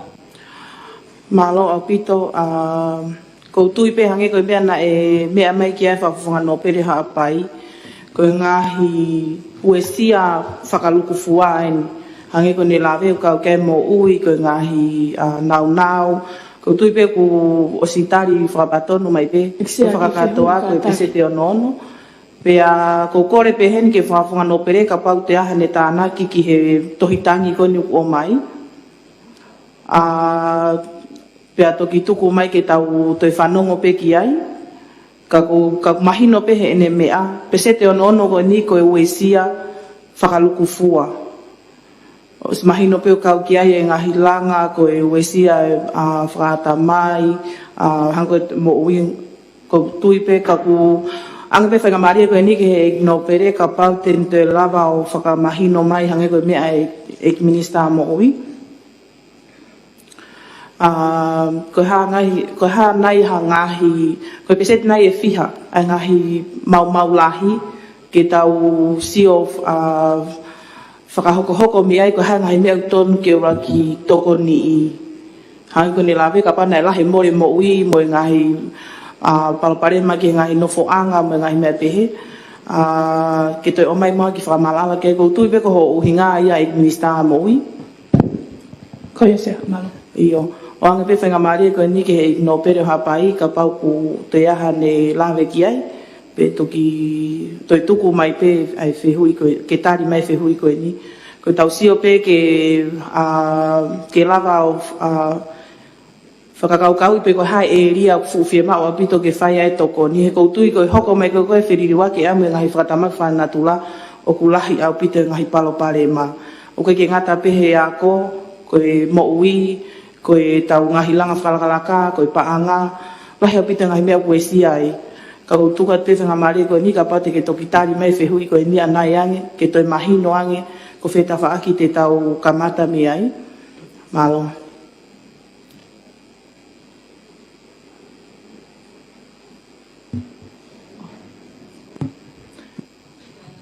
Mea mai whawhonga no pere o niwa. Take eksea ko min kakato, ka maa ko min kakato. Sea, ko kore ato ia ke tokon mai pot nga ai minista mo ui, kai ka maa e pare mia mo ne kapneti, ki he peseti ki he fraiki ke peset ko ni he ko kinauto lu frapaton ke ngawen. Kore ke minista mo ui ke ne mai ko peset e fia fatatau ke na ngai savea fa moi o ku nel besia i he kavingan kore ki he minista ako ke ne o mai ia ne peseti ko nga ka lava ke tau lava ke kavingan se malo. Malo apito. Mea mai ek minista ngai ngau lalahi. Tap mo eksea ko mi kakato, tap mo pare mia mo ho eki minista. Ka fafonga no pere, ka fafonga kakai. Eksea ko mea ko toka ngat ke ho ata ko eni. Ia report ko ne va senga aka pure anga UNICEF wa no wa ta no ke to tangi. Na o mai anga hitokoni o whakatatau mo ngahi wesia ko ni o whapesete ono ko ne whanau. Ka wai ngahi te niti, ngahi nau wako, ngahi nau makehe mai ako toka mua. Ke tokoni ko no hoko ato ai ako e whanau. Kau ke me ngahi ako popo ke no teui ai kau whai ako me ni i ngawe ako ke naulanga o tokoni whakaatamai mo whakasosiale pe mo whakaongo mai whanau pe mo ngahi whaunga ke ngawe aki ngawe anga pe mo whanau ako hiri ai whakatamaki kau kei mo ngahi tangke vai ngahi whaito ke ngahi mawanga vai ngahi nau ki he maa whakaapi pe mo ngahi nau ki he whakahaisin pe mo maa aya aku nehanga o talamai whatonga yange eksea o kune talamai tonu ai wesia ko ni whanau peset e ono. Ko ngahi wesia ko ni wesia he atakai o yako, wesia he nau, wesia whakao mo mai whanau. Ika kia ha wesia ai tene talamai ko hui ko ika kia mateu ai whanau i sila pa ako. Pia i he ripoti ko ni o mai me ai tohitangi, o saramahino mai pe ai ngahi tawhaaki ke tau poupou, ke tokon ke tokateu ko ni. O kawai e ngahi polo kalama ma teu pero ngahi palani ke whakasisi e tula vea ngofua e ngahi whatamaki e ngahi api nofo anga pe mo ngahi api ako pe koe iloa ko disaster risk reduction aya o ngau pe e ngahi api ako ke hitai min kau kai mo mau ngahi pot ngawe ko mea ko toka ngatu ki ai eksea ko whanau peset e ono ko ni na ikai o maya i hawaha atau o fom taha ke fom wha. O i he ripoti pe ia koe whanau. Pena i kai o mai ia koe hiko hatono no a whakailo. Ko pesa te ono koe ni koe wesia ia o mai me lai taha koe ngahi api ako pia mo ngahi api no foanga. O ia i whanau koe na i wesia koe ni. Koe whatala no eksea. Koe wesia o pesa te ono koe ni. O ka ke whakate whito i hamea e lava e sila pāko. Koe ngahi ngāue i tua he sila pāko. O whie mao ke whakaivia. Ke nau lava o tokoni ke he ngai mea koe ni. Pea ka paule wau tau pehe ke aiha ngahi mea ke tokoni. Ke pese te ono koe ni. O kukore eksea ko popo ke ua tare e tohi tangini.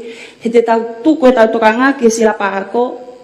Kapau na e whie mao e tokoni e sila pāko. E tokoni mea ngahi wa whengawe aki. O mai ngahi sila pāko ke tokoni.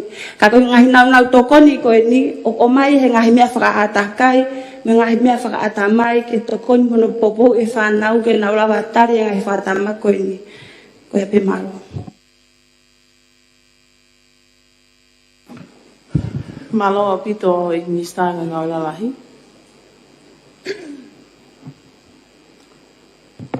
Whehu i eksea tata. Iyo. Mea mai whawhunga kai tonga taptoro. Tapu at ke sea me hoik me mipa e whalen. Ko ki whehu at pe ki he minista ko ne ngahi ngawe lala.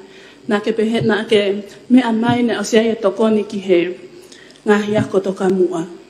Aya ko pehe, aya na o sea mai ai mo ngahi seipi ia ki he Feliuliwa ke ea, pe koe hae ngahi tokoni ko ia. E ukulave na ukulava atu ki he ki he ako toka mua koe nea tonga taptolu. Whakatou wato mamaloa. Te kei ke usiwa wia ha tokoni ia me he ngahi UNICEF koe ni oku mea me ki ai ngahi ngawe lalai. Ke whai mang mua whakatala noa ki ai malo. Malo a pito. Te whawhoki pēni ki he whawhawhonga no pere hoa pai. Hange koe mea na e lawe mai ki ai e ki minista ngahi ngau lalahi whikau aki mo ripoti koni ke pesete o no. Ui ngā ku koe tohitangi koe ni o ku ke kia hane lawe ma anai au ne aha palo palema. Ka koe te tukuange pē mua ki he e ki no pere ke ne toi whaka maala ala mai pe mo whakaikiki mai koe pesete o no koe wesia me milahi ki he ngahi no foanga me api ako. Kai toi whaiange pe mua ke hanga mua o toi ki whamaala ala mai pe mua whawhunga no pere hoa pai ke tohitangi. Koe hinga koe whie maua ke whakahu hasila pa ako ke tunga ma teu. Ka koutui pe ko o lawe koe nunu ae Oi ngahi whakatamak whanatula koe weisia pesete o nono. Lahi au pito pesete o nono koe ni. Ka koe anga e tu umai e tohitangi ke whakahu mua koe ngā ke toi a koe ange mua hako tupo e whanua ke nau te lava o matatari mo ilo ngai whaunga. Ka koe whie koe anga pe whamala ala ka koe whie oange pe whainga maarie ke tau toi whoki pe mua ki he mea koe ai e ki minista koe ngai ngau lalahi, koe ngai ripoti koe koe ne mau, o ku hao koe ngai weisiana e lahi ki ngai no whare no fuanga, koe ngai api ako, ka koe tohitangi ki whakahu hasilapa ke a koi makehe. Ngā ke toi a koi makehe pe kore son tū mau ke a koi ai e tuunga ma teu. Ka koe toi ange pe whainga maare koe ni ke toi whakawhoki me pe tau whemea aki ke he tau tohitangi. Pag whenga mari ko ni ko tukang ke whawhunga no pere hapai ke malo. Malo pita eksea mau whenga mari e. Ka te whai pia whakamala alat ki he toitangi ko ne whahu mai. Ko pese te o no o mei whakate whita. O kuna vai tatau pe i e whakakauka. Tō vai tatau at pe koe o ke rau pe ko vai tatau. Ka koe unga koe i wakai koe uhinga he tu he taimi ni ko whakatotoro koe nei mau, he taimi nei hokai koe hunga tonga mo, hunga hapai. Ko toko lahi e whanau ako koe ana e uesia koe waha atau. Hongo furu ke tau taha wha. Aia koe ni wiloto koe i he whomuani ke whomwha. Pese te rono noai koe ako pure anga, pese te whanau koe ako siasi. o whakatahai kotore o kere vai foi pesete o no ai na uesia whakakaukau whakarot.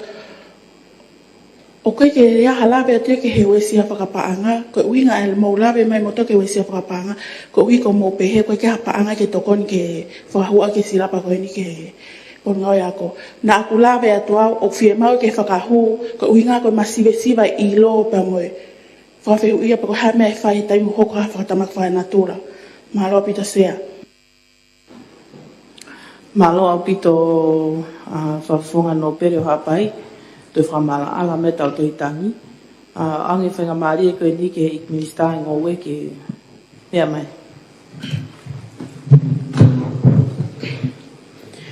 Whatapatu ek sea ko mit kakato. Whatapatu ek pale mia ka maha o kapneti. Te pile a kau whafufunga no pele. Pea pehe ke te pile a kau whafufunga kakai. Ek sea. Ko e anga koe e ku lawe I pe o tonu nai e ku mau. O ku ikai ke tau mau tatau ki he wheliuri waki ai ea. Ko e anga e ku lawe I ki he mea ai tohitangi. O ku tau hanga heni o pehe ko wheliuri waki o ea. Koe whakatamaki whakaenatu la ia, whakamore more, koe mea kehe eni e ua. Ke take tau whakaukau ka pau koe tau kawe ngā ia, ke whakotuha silapa, ako le son tu mau, koe wheriuri waki oe ea. Koe ngahi mea koe whanongo kia he tālanga e ksea.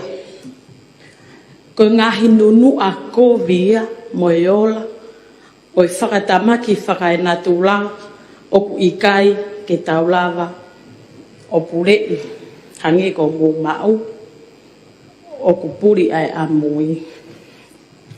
Ko ngahi whakatamat whakaenatu la, whakamore more, o ku hoko whakanatu la, o ku ikai ke iai hatau kaunga, e te tau to e pure ki ai. Ko kore pesea ke utokoni atu mua ke whakafoki mai e tāla ngā. Ki whakatamak wheriuri waki ai ea. Ko wheriuri waki ea o kuai ai ngahi makatu unga lalahi e nima ai. Kore pe ko uhinga pe ku tokoni atu ke foki mai tau whakaukau ke tatau e tau mau pe a tokoni ki he tālanga. Ko wheriuri waki ea ko whakautu ke toi mawhanangi ai ea. Ko alu ke toi maolungangi ai fukahi tahi. Koe au hia pe more angi ai kere pe koe whonua. Koe hoko mo mālohi angi ai matangi. Koe lahi angi ai mate pe koe wesia o ātakai tahi pea mo uta. Whakamore o koe koe wheriuri wake ea ai mofu ike pea moe pea ukula moe awha o hange koe ni tau. Tontonu koia, koe awha o ku kau pe ia he koe taha ia e ngahi whatamak whanatula he whiriri wake ea, malo. Iyo, malo o pito sea. Iyo, hange koe ni na ku la vea tuki ai. O ku ikai ko ha whiriri wake au e ea, koe whakatamaki whakanatula ai a wha. E whoke tau whakakaukau ke whiriri wake ea, o ku tupu ia me he ngahi ngā ue koe o tau whakahoko whakamore more. Koe ki mea kou tokanga wea ki ai e ksea. Hange koe ngahi mea, ko ngahi mo'o ni mea ko mea ko aki e he kapneti. Pehe e he minister ko osna panga maari e ne sila palolotonga. E iai e wesia he taimi mo lahi a le soni hono te whengai e whakalahi. Mea mai e palea. Ko ai lahi e paanga pau. He tau whenga ke tau te hanga whakotu e le son fo ou. Mea mai e minister paanga. Wheu i ngahi. Pui. Kata kumua ke o Iyo, mea ki ngā hoko atu e minister ngoe. Iyo. Pako ngahi mo ni mea koe no hoko o tau os whanongo ko toa ki ai. Pea ko au mo e kutui, mo ngā au e kon o whakahoko e pot ngā au e ngō we me ngai, pot ngā au e vāwhi ngā we aki. Whewhe ke tau ki I whakatatali hifo ai whenga ke whakotu e sila pake he tawha aki. Ka tau whakatoka ngā iang e ngā au e lolotonga o whakahoko he taimini. Ko ene tau mu a ke fuhui ai wheriuri waki o ea. Ka pai te atu ha whakatata ki ngā au e lolotonga he taimini. O kia e poloseki, taki mu ai ai minista ai pot ngau e paremia pa me teki. Teke mu ia tu ai pot ngau e ngowe. Pa poloseki ni fratau mu ke toe fu akau e taha miliona. Pera pau fratonton mai piau. Patonton? Tap ke se kom kakato, pe tap ke kami mi pa hu king hai ako. Poloseki ko uinga kiai, ko king hai ako. Poloseki ko uinga kiai.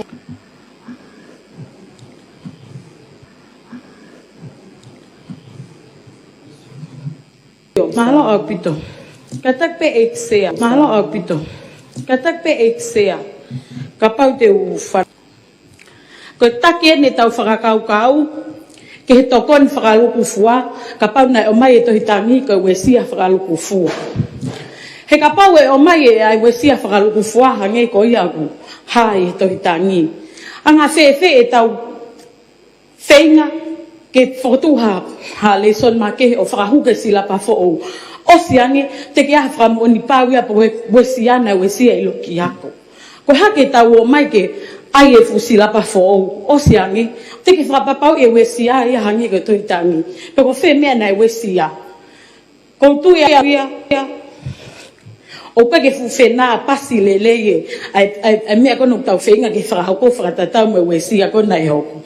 Kai kehe. Ko uhinga I ku noa eksea. Ko ngahi polo seki kono whakahoko he ngā ngahi pot ngawe vāwhe ngawe ake pure anga. E tokonia ke fuhui ai wheriuri waki o ea. Ki wheu eksea. Whehui? Iyo. Tapat eksea. Whehui Nā tari ai peho whehui. Iyo malo hoko ato mea e minista ngou. Pea kou tui, neo o pehe e eknopele, mea me eknopele, ke tau whakatau mua ki loki ako. Ko loki ako eni, o te kike māua loki ako, au peke ilo koe wesia pena e wesia I loki ako, pe koe atakai. Kou tui koe ngai ngau e koe no kumautu uka aivi atu ke whakahoko, pe ke ongo atu a ngau e whakahoko, e tokonia ke tau fuhu I koe ni, ai wheriuri waki o ea. Pa koe polo seko e ni e tsea,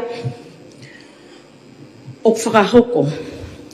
Fu akau, e taha miliona I uta, taha miliona I taha. Koe tongo, Ki tokoni atu eksea. Tari peke e tokoni? Iyo kata. Pea mai parimia. Tape ke eksea. Tapot ke hoi memi ba komit kakato.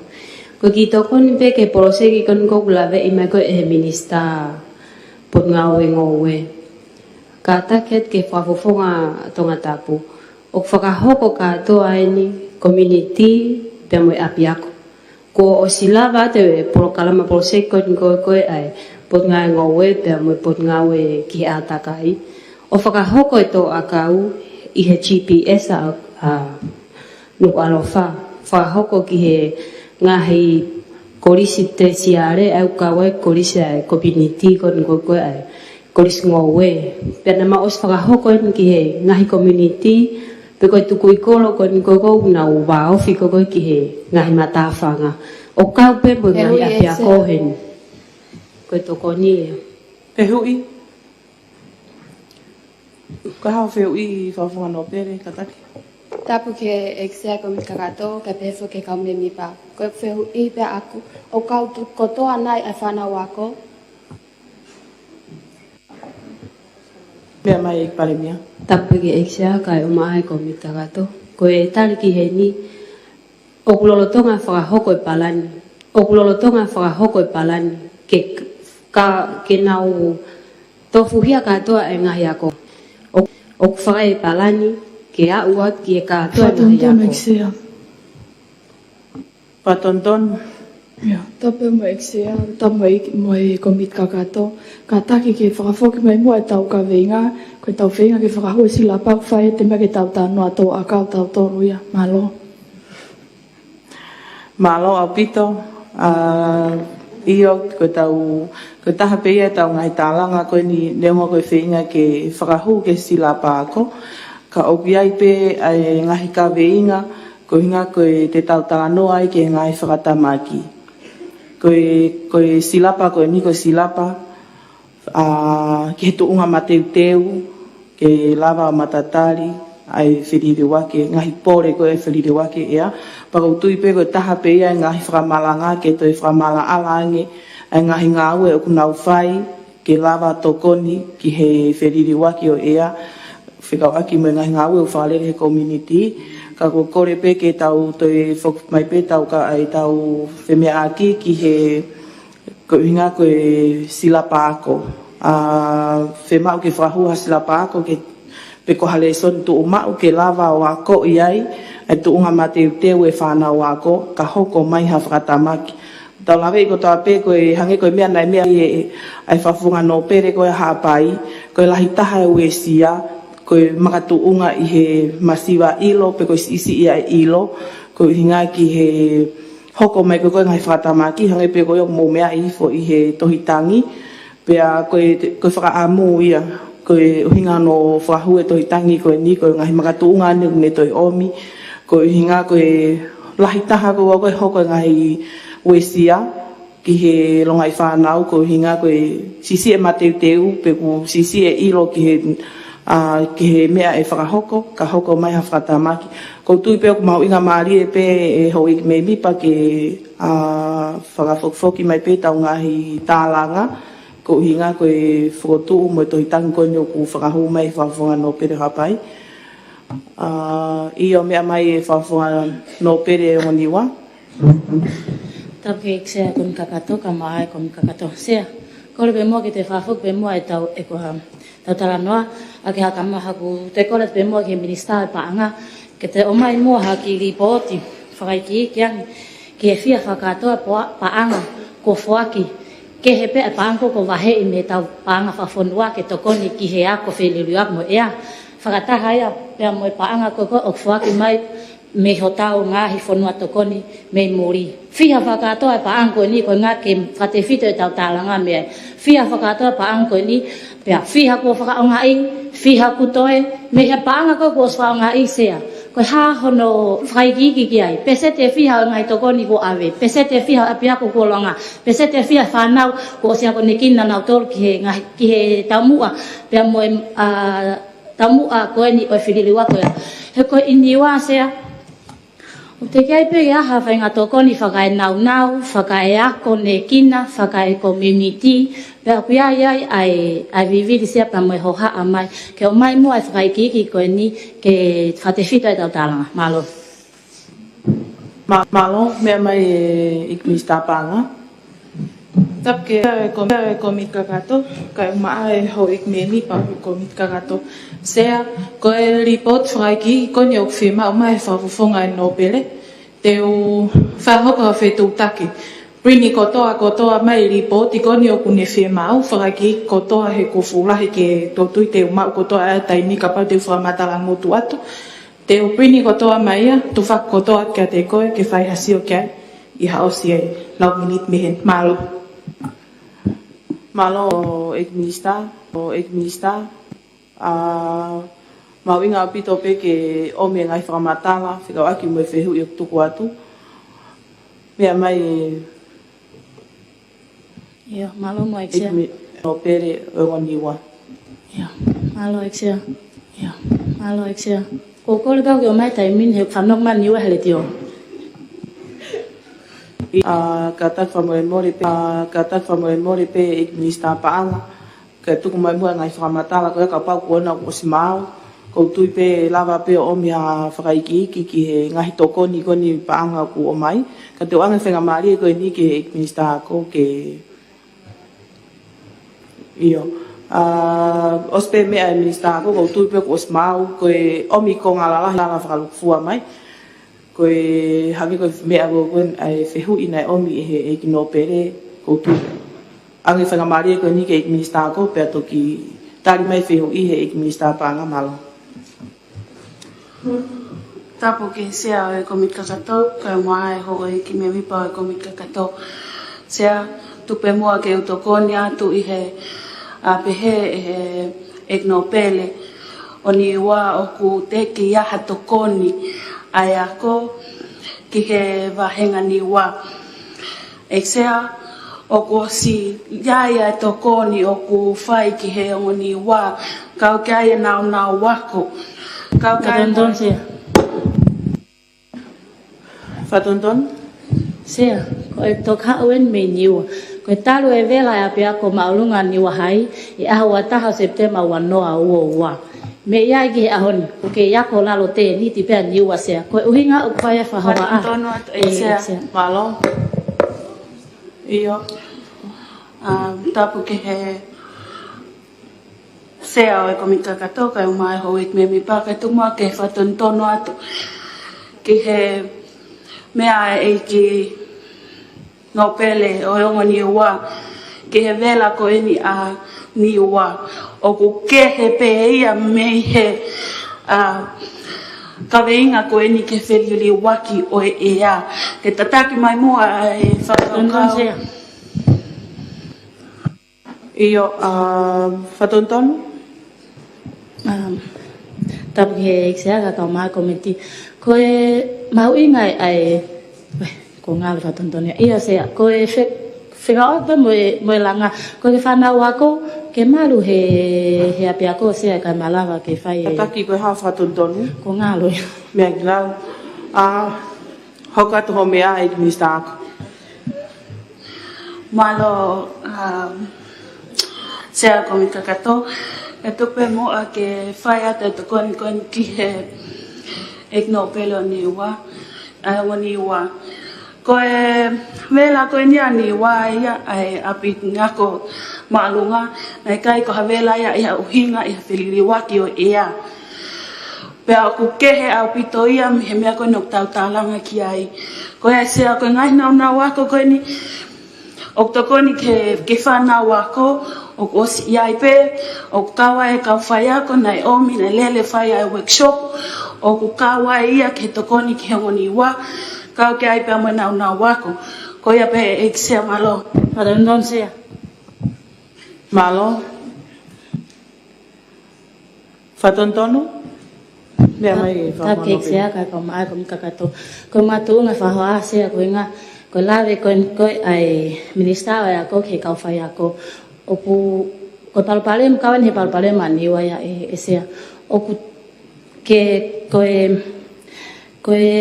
kau whai ako niwa o ku kai kia ta he fi alwange o whai ako niwa me he wahe kon me minister e pa ko me whai whahoa sea ko fatonton eksea fatonton mea mai e minister Ia tap ke he sea komika katoka e umai ho ek me mi pa. Fatonton at pe ke ho ek no pele ko na ngoni wa. Ko ne pe o kai ki ha faya ko fi alo faya ko ni wa. Hala ni ma o ana. O ke ai pe ho sea kataki. Iyo, ai fatonton ke osi kataki. Iyo, malo apito eksea. O ke ai pe ai ka faya ko kui. O kuna ulawa atu ki ngoni wa. O whai hona o whatongia, ko e whai ako ma atonga mi he ki he onga ni ua malo au pito. Malo? Pea mai whawhunga ka kaitonga tapuraki? Tapu ki eksea ka umai ko mika kato ki whehui at pēnia ki minister ako. Hataki ko ngau kona pea mo e workshop kona na ke mea mai ki ai, na whahau ko whakakuhia. Iyo mea mai e ki minister ako tari whehui. Ala katoka e mai ho ek me mi pa, katok mua ke tali atu. Ai whehui ko ia atonga tapu uloaki. Ko e workshop ko e nina e kamata peia e kamata ko e ni ai polkalama mo tokanga e kina ko e ni ai wheliuri waki ko e ai ai ea na ka wai hono o me ka fai ako ke train ai fai ai to ta ko ya o to klanga te to ta ko ya o train ni nga he ka fai ako kai uma a ki na tolu o na wa ko ai feliuli wa ko ni ai ea malo apito Malo, Ki ho isi a kataki. Ia, mea hake. Tape me se a umako mit kakato. Kataki kua osi ko toa e wapia ko tonga ni e lava ti ai e workshop ko na ke whikaunga aki pia mo whiriri wako ia o ea ko mahau katoa ka no whai e train ko ia. Malo. Mea mai e minister. malo o eksea tap mo ke eksea ko kakato ka uma ho e ki no pele ko workshop ko ni Tonton sea.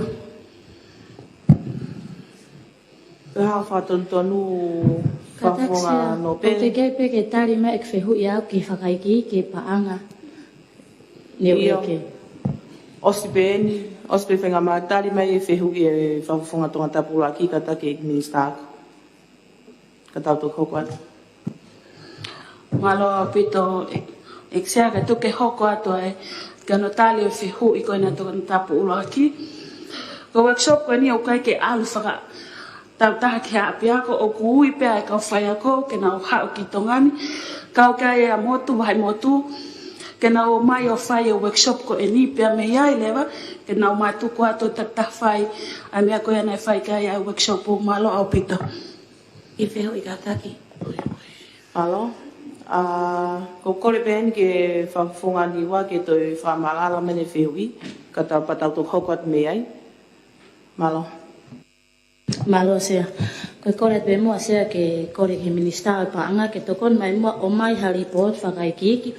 Whakatatau ke koe ha ai paanga whakakato ko whoaki ki he ako wheliru ako ea. Whakataha pehen ai paanga ko wahei pia me he paanga whawhonua.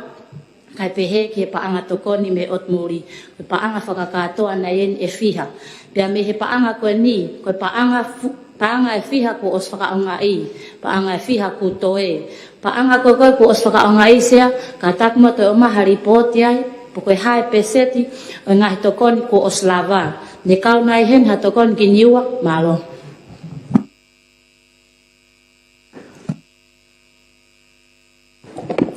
Sea koe ki foto whakaukau.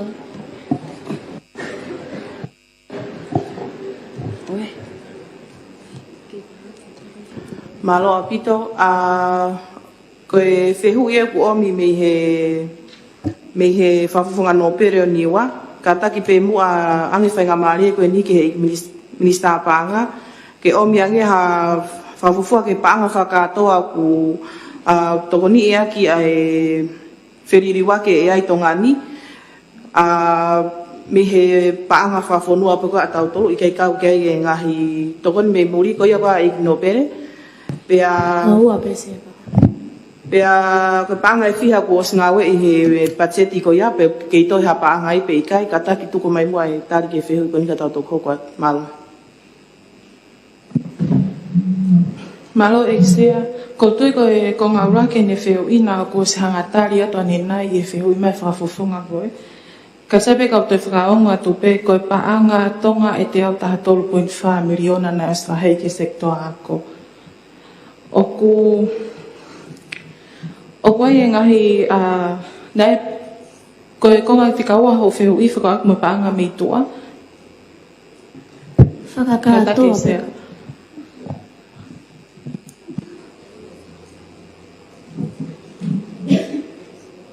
Sai, ko tui pe ku osi omi he whamole pe whawhonga no pere me o niwa.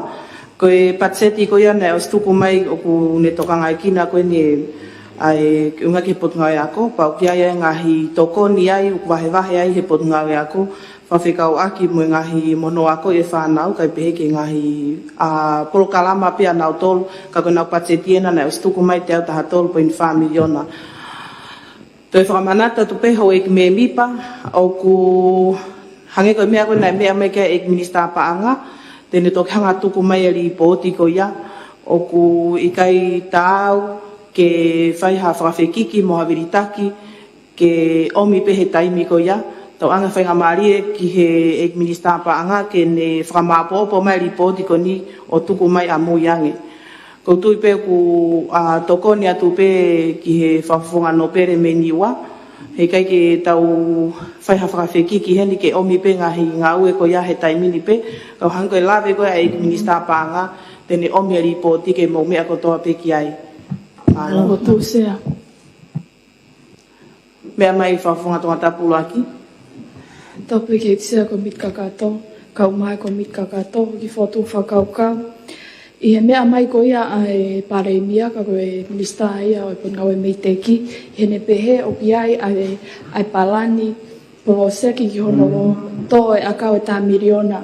Whewhe ke tuku ia me community ka whakahu mai ia ki silapa ke to he tau whanau wako. Whewhe ke whakahu e silapa o ako ai whanau ki hono te ui ko ia whililiwaki o ea, wawea i ngahi ngau whakahoko, pia lele ki e atakai, lele ki hono whakalere o e poloseki, mo to e ilo lahi angi ai e whanau. Malo.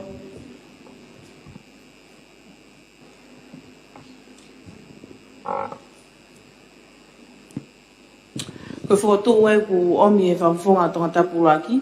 Pela kanai ke koe polokalama kone tō akau. Koe whakahuat mua e nau kore. Koe ianga whakatu ko ku angi whenga maari koe niki he ikpare mea mai. Tap ki he eksea ko mi kakato, kai o maa me mi pa ko mi kakato. Kai ata mua ke whaha ki ila vea tu ke whakatu kone e whawhonga tonga tapuraki. Nā ke mea mai aki, ke whewhe ka pau e tuku e tō akau ka whakahu ke silapa koe whanau ako. Ka taki koe ngahi ngā ue koe ni, o whakahoko he potu ngā ue, he ko nau tōku e tau kei mo ilo ke whonga hono tō o e akau. Rone sea.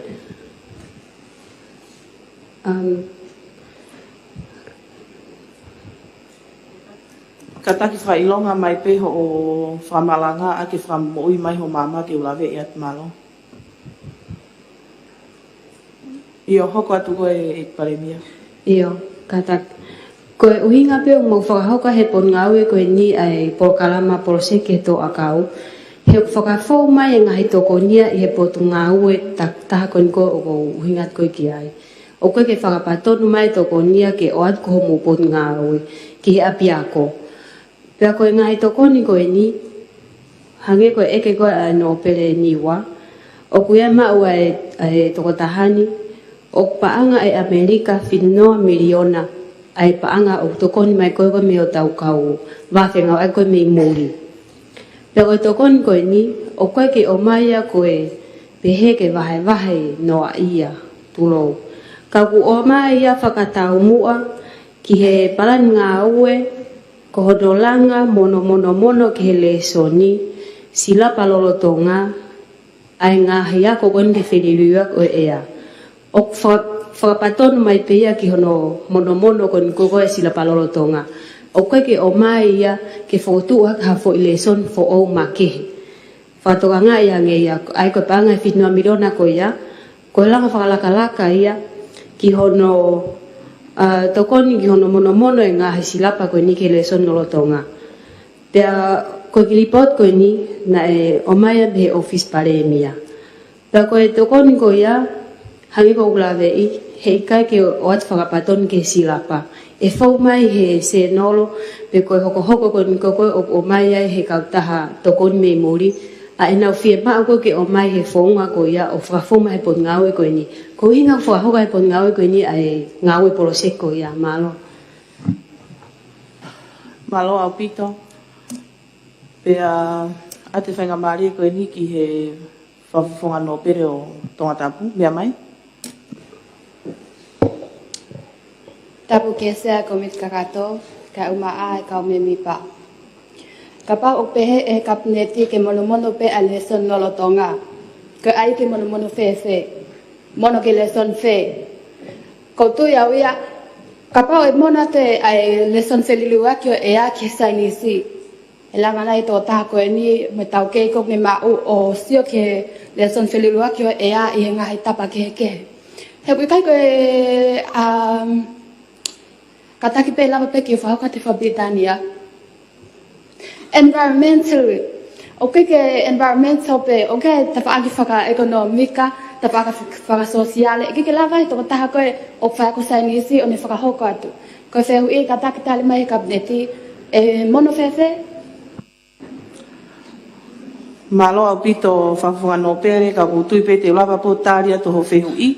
Hange koe mea na lawe ki ai e minista ako ane nai. Koe le soni sa e nisi, pia mo le soni si o ka lafi, me he oku whakahu ia, o au ke fom nima. Pia oku lava po whakahu he le soni ingirisi, pia mo le soni tonga, e ngahi whau e sei, pia oku kamata lewa hono palani i he taimini ke toi whakahu ha ngahi kaweinga peheni, hango whiriua ke ea, he ngahi le soni ko ia e fom mono mo e fom fitu. Ko tui pena o swamala ala pehe mea, ai anga e nau mono mono, ai ngahi ilo, whekau aku me whiriua ke ea, he ngahi le soni. O tari peho whehu i Igno Pele? Koe tāna ke pe eksea, kataki koe ngai mono mono ia koe nia, e ke lawe katoa, e ke lawe ia o lawe katoa ke ngai topiki. Koe pe koe ni e mono mono ki soka lafi, koe soka lafi ke le son fili, a ka koe whingan ke le son tuma o le son whelurua ke o ea. Koe ia pe malo apito sea. Malo apito whawhano pere, mahino apito pe, hango e mea kukuna e mea kia e minista ako, a e whawhano pere, o koe seo ka lafi, ka hotui pe toi mea mai pe ki minista ako ke toi whamau opo mai ho whehu i. Ka ko hange koe ne lawe ane nai ko whemau pe ke toi whamala ala tu pe. Ai ngahi mea ko os whamala ala mai pe ia e he ik minista ako ke ua te tau toi whoki aki pe i he mea tatau. Pa hange ko ho lawe ko seo ka lafi o kure soni whiri ia ka koe whakaamu. Koe whakaamu he malawa pe ke hau pe hange ko ne lawe le son whiri ka koe whakaamu ke le son tu umau. Fotu pe hasila papau le son tu umau ke tokoni ki he tunga mateu teu e whanau ako ka hoko mai ha whakatamaki pe koe pore ko ia whirirua ke ea. Ange whainga maari koe ni ki he ek minista ngowe mea mai. Tapu eksea e komit kapato, ka mai ho ek kapnete. Eksea, koe mea uko tokanga ki ai. Pektona ek mauna e mea e tonga tapu oluaki. Ke tuku mua e polo sekto akau. Kai whinga ke whakapase te tangi. E wawe whewheang e tau whinga ke pase to hitangi o e ni. Pea tau kume fuupaanga lahi whau ke lava whakahoko aki. Pea auhia e whonua. Pea te ke mea mai koia e wawe ange ihani he mauto akau gun a mauto. Uwha whewhea e whoki e tau whoki to akau. Ko to akau ena. E sila palolo tonga. Le son ngowe, mo le son sanisi, o kuia e tau akau. O kuiai ai tuku mo fasisi, hono tae akau, mo hono tutu e vewe, he tenihanga wesia atmosfia, pea whakautuutu ai alu ke maalunga ai whukahitahi. Koutui, eksea.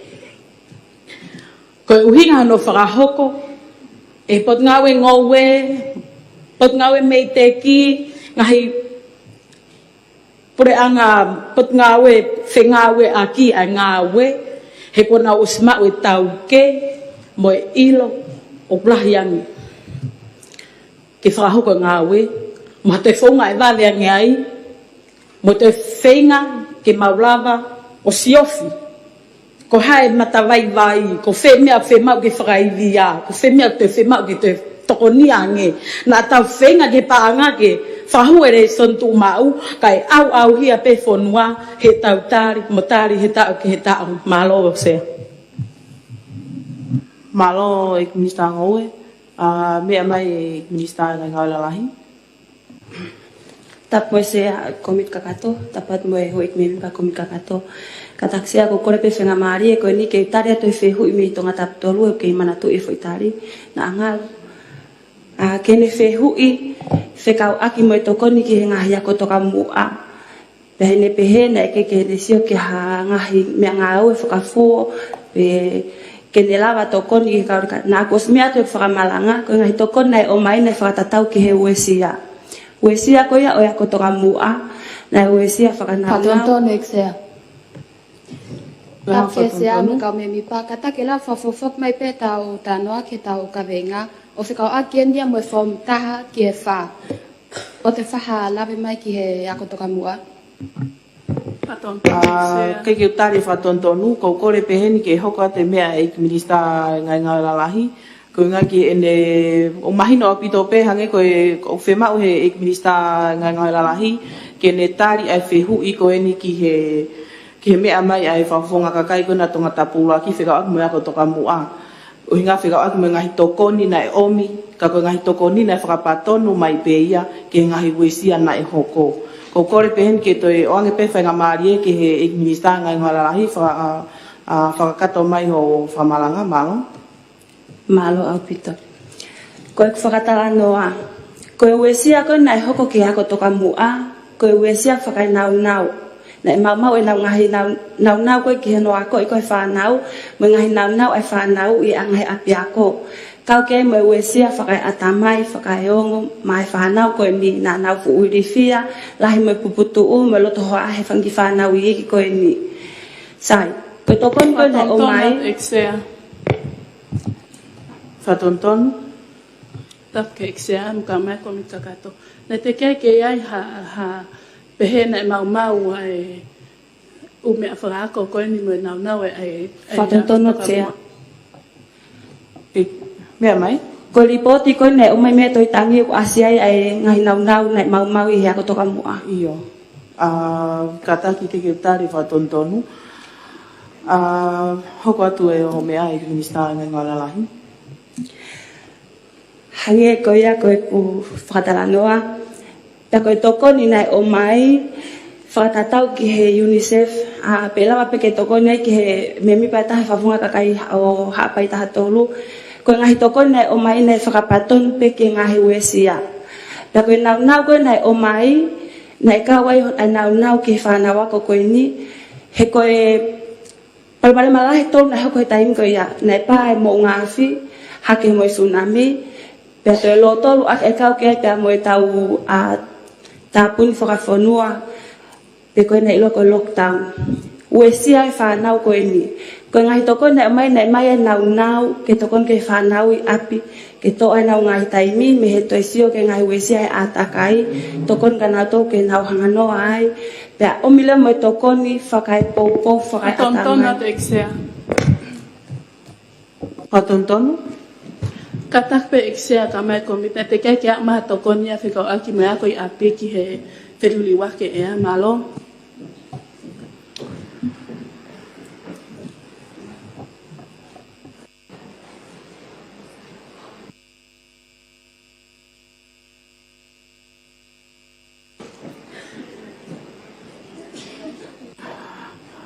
Kataki hoka tupe whamalanga e minista ngai ngā lalahi.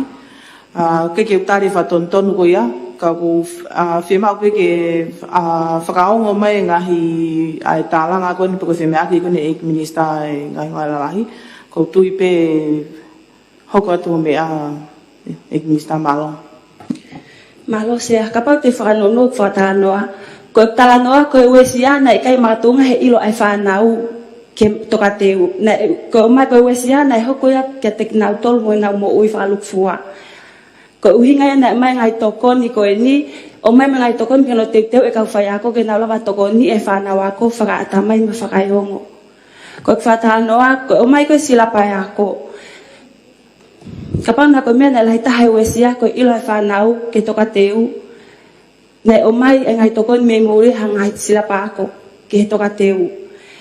Na ilo pe whanau e wheitu ke naulere ki ai, ka na naulere atu ke kia wheitu ia ke naulere ki ai, he mau e ngai wheitu ia koe ni o taulawa o ange ke na o mal mo hawai, hange ko nau ngahi api. Pe koe whakatala noa ia, ka pau te tau, no fwe tau toka ngā, e no te teu e sila pa ako, koe toka teu, koe tau teu e hangai wheitu, o hao mo mal ke whanau e ngahi atakai, te hanga mau anga vai o maluange ko ngai me na fate fita to kon ke ngai wesia ai peset yo no ko ni Tonton Exia. malo Tonton. Ata ki minista ke po nga la hi o me hanga tonpe ki sea malo. Malo, tali whatontonu. Whamanata tupe ho ek me mipa. O koe tutu ni e whare o ki kai ke o fie mau au pito ke mea hanga tonu mai pe ki mua ki sea. O ki kai ke fie mau ke mea ki ha me mipa he whare ni. Ka pau kei toi ha o toi whamala ala ki ik minista ngai ngā lalahi. Ato mini te taha ke whamala popo mai. Malo.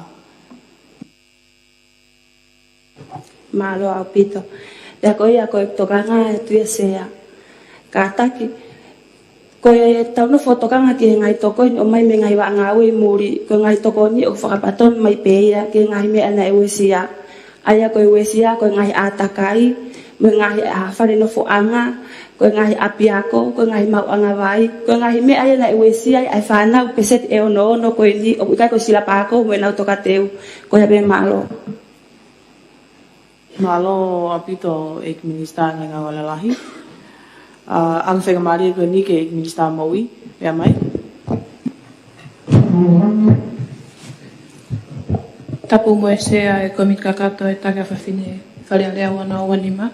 Whatapa atu ki he pare mia kai pe umaa e ho e ki me mipa komiti kakato. Sea. Te ute lawe pe au ia ki he pe seti koe nau e ke ane nai. Whatatau ki he whamata lako ia a UNICEF i pesete o no ono ko e ni ia ko wesia ia ai masiwa e ilo e whanau i he COVID ia na e hoko i he osi ai hoko mai ai hunga tonga hunga haapai. Whatatau ki ai ko e toko tolu mano ua awhi ia na na wesia nau tolu ia i he COVID.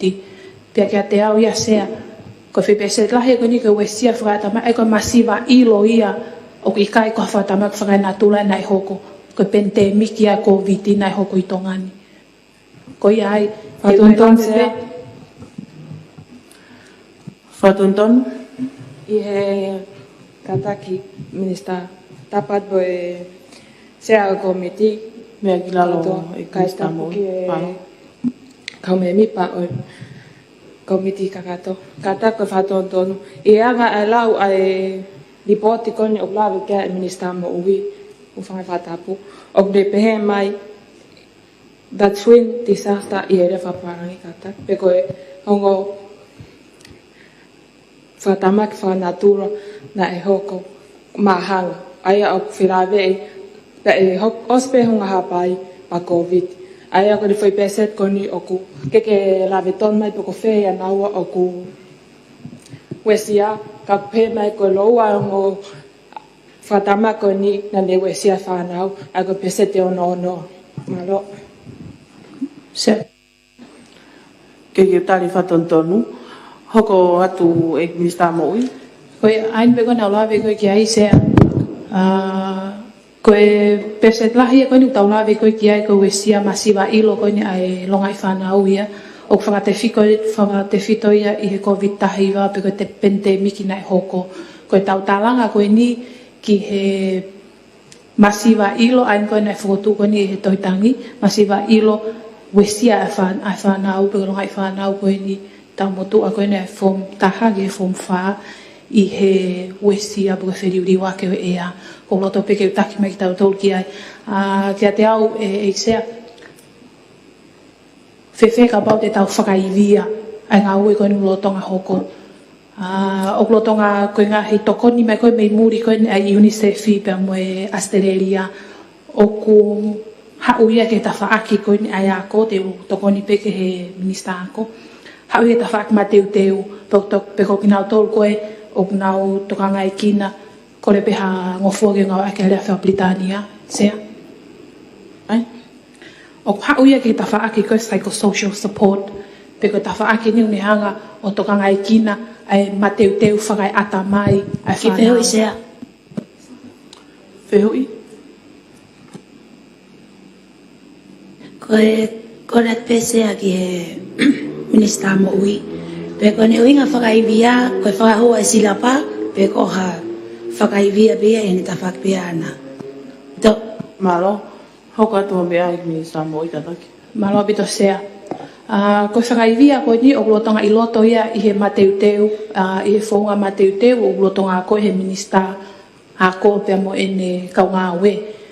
Ko ia ai o ko e kulave ko e ki he whakaivia ko e a tawhaaki ko e o tokon mai me ia UNICEF mo Australia o mai ia o glotonga i loto pe ia i he ngā ue ia e pot ngā ue ako. Ko e taha ia na o ngahi ngā ue mai o whakahoko i ki he whanau lotonga ko hono ngā ue aki ko ia po hono ako e kau whai ako ke nau malawa ke nau ako e katik nau tolu ai whaunga ke mateuteu o ka pau e hoko mai ha whatuta mai ki whakai nā tula. Pea ko tui kai pesea ko taha ia ngai mea nau whinga ki tau toho aki mai ki ai ko whi pese te ono ono i ko ni ko tupunga me COVID tahiwa. Pea i he lawe ko ia e tohi o pehe ko ngahi api ako e taha nei mau he mo ngafi hunga tonga hunga haapai kia te au mo uklawe e sea ko e whakapatonu pengi haapai ko haapai pene lahi wesia i ko e hunga tonga hunga haapai kia te au mo ukwakai ki tonga ni ka pa e tokon mai ho e Minister ako ni hisi ipe api ako na e wesia i hunga tonga hunga haapai ko pale malahi na e hoko ia ko COVID tahiwa aina ko o ku na whakahoka ngai whakatotolo ia UNICEF e pese te ono ko e pese malo Malo apito i Minister Moi o ange whenga maari e koe ni ki he whangwhunga no pere hapai. Malo apito sea ngā whenga maari e tuku peke o te lawe at peke whakawhoki mai e tau tālanga ke toi tangi ko pese te ono e UNICEF ko e wesia i he whanau ako i api ako tau iro whae ako o pehe he Minister Moi ia ko e wesia he COVID ne wakhoko e hunga tonga hunga apai ia ka to hoko mai COVID ko e pese te ko ne ono e UNICEF ko e mau ko ne whakamatala ko e whenga we akien e ngai pot ngau e whelalawe i e mei te ki moi po ngau e ako po ngau Moi o mao pese te ono Fatonton, tapu mo eksea komit kakato ka pe ka umae ho ikakato ho ik me mi pa komiti. Ko fatonton na ke me ai fa no pera hapai kata fa more na ragi hoko ai COVID ia i hunga tonga ngo hapai. Ko ia pesia.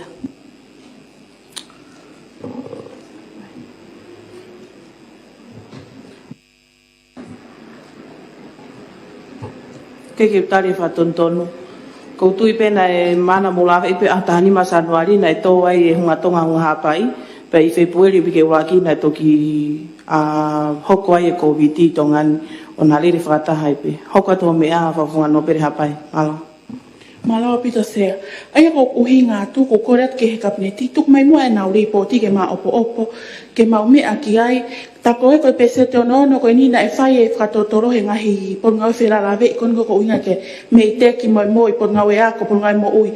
Ka koe na nau to eke mai whuki nau toka awa ne nai pe ko pese te ono ki whe malo sea. Malo.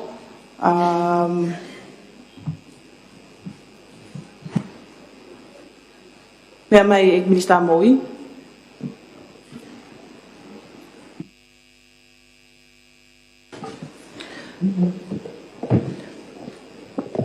tapu ke sea komit kakato kai umae me mi paho e ki komit kakato sea ko te fe whakafoki me pia wia e ka veinga tau tolu ki loto pe tali nai e silapa ke te whakahu ki loto ki he silapa nulotonga koe nulotonga koe ia ki e form uluaki ke form wha aki pe e ko ilo i pau i he whakatatau ki he ngahi ako i muri ua noa ua taha o pehe foki koe i form uluaki ke form wha koe tau motu aia o tau hongofu ke tau taha hiwa te kore peha hongofu ke ngā ke ngahi re Britania ko i ngā ke mahino mea mai i he tau hongofu ke taha hiwa koe ni o i he te ui ia koe adolescent pe i he tau motu a koe ni o i loto ai ai form uluaki ke form wha whatatau ki he ngahi ako mo ngahi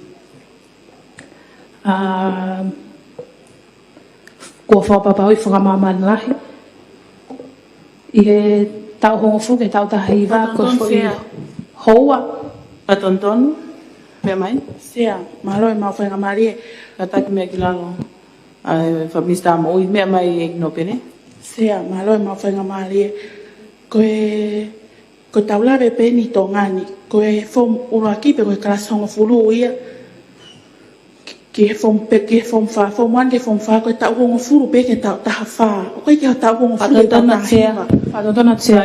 Malo au pito whawhunga no pene.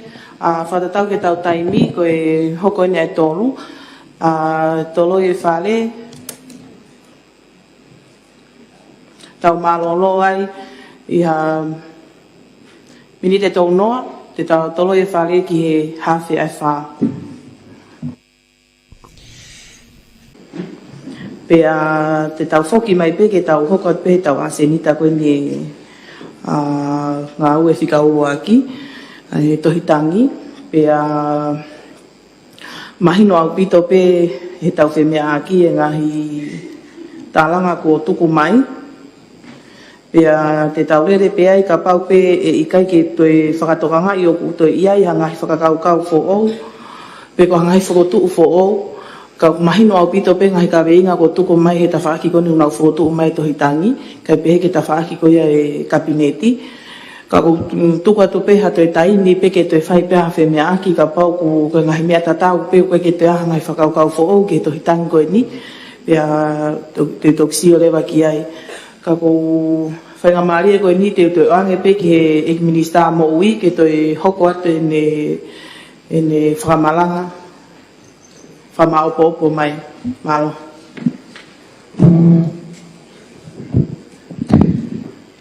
Tapat ke he sea ko mit kakato. Tapu ke eik pare mia. Kai uma ae hau eki me mipa ko mit kakato. Sea te ke hoko atu pe i hano tapo. Hono ikai ke uloto, pe kai ke utari.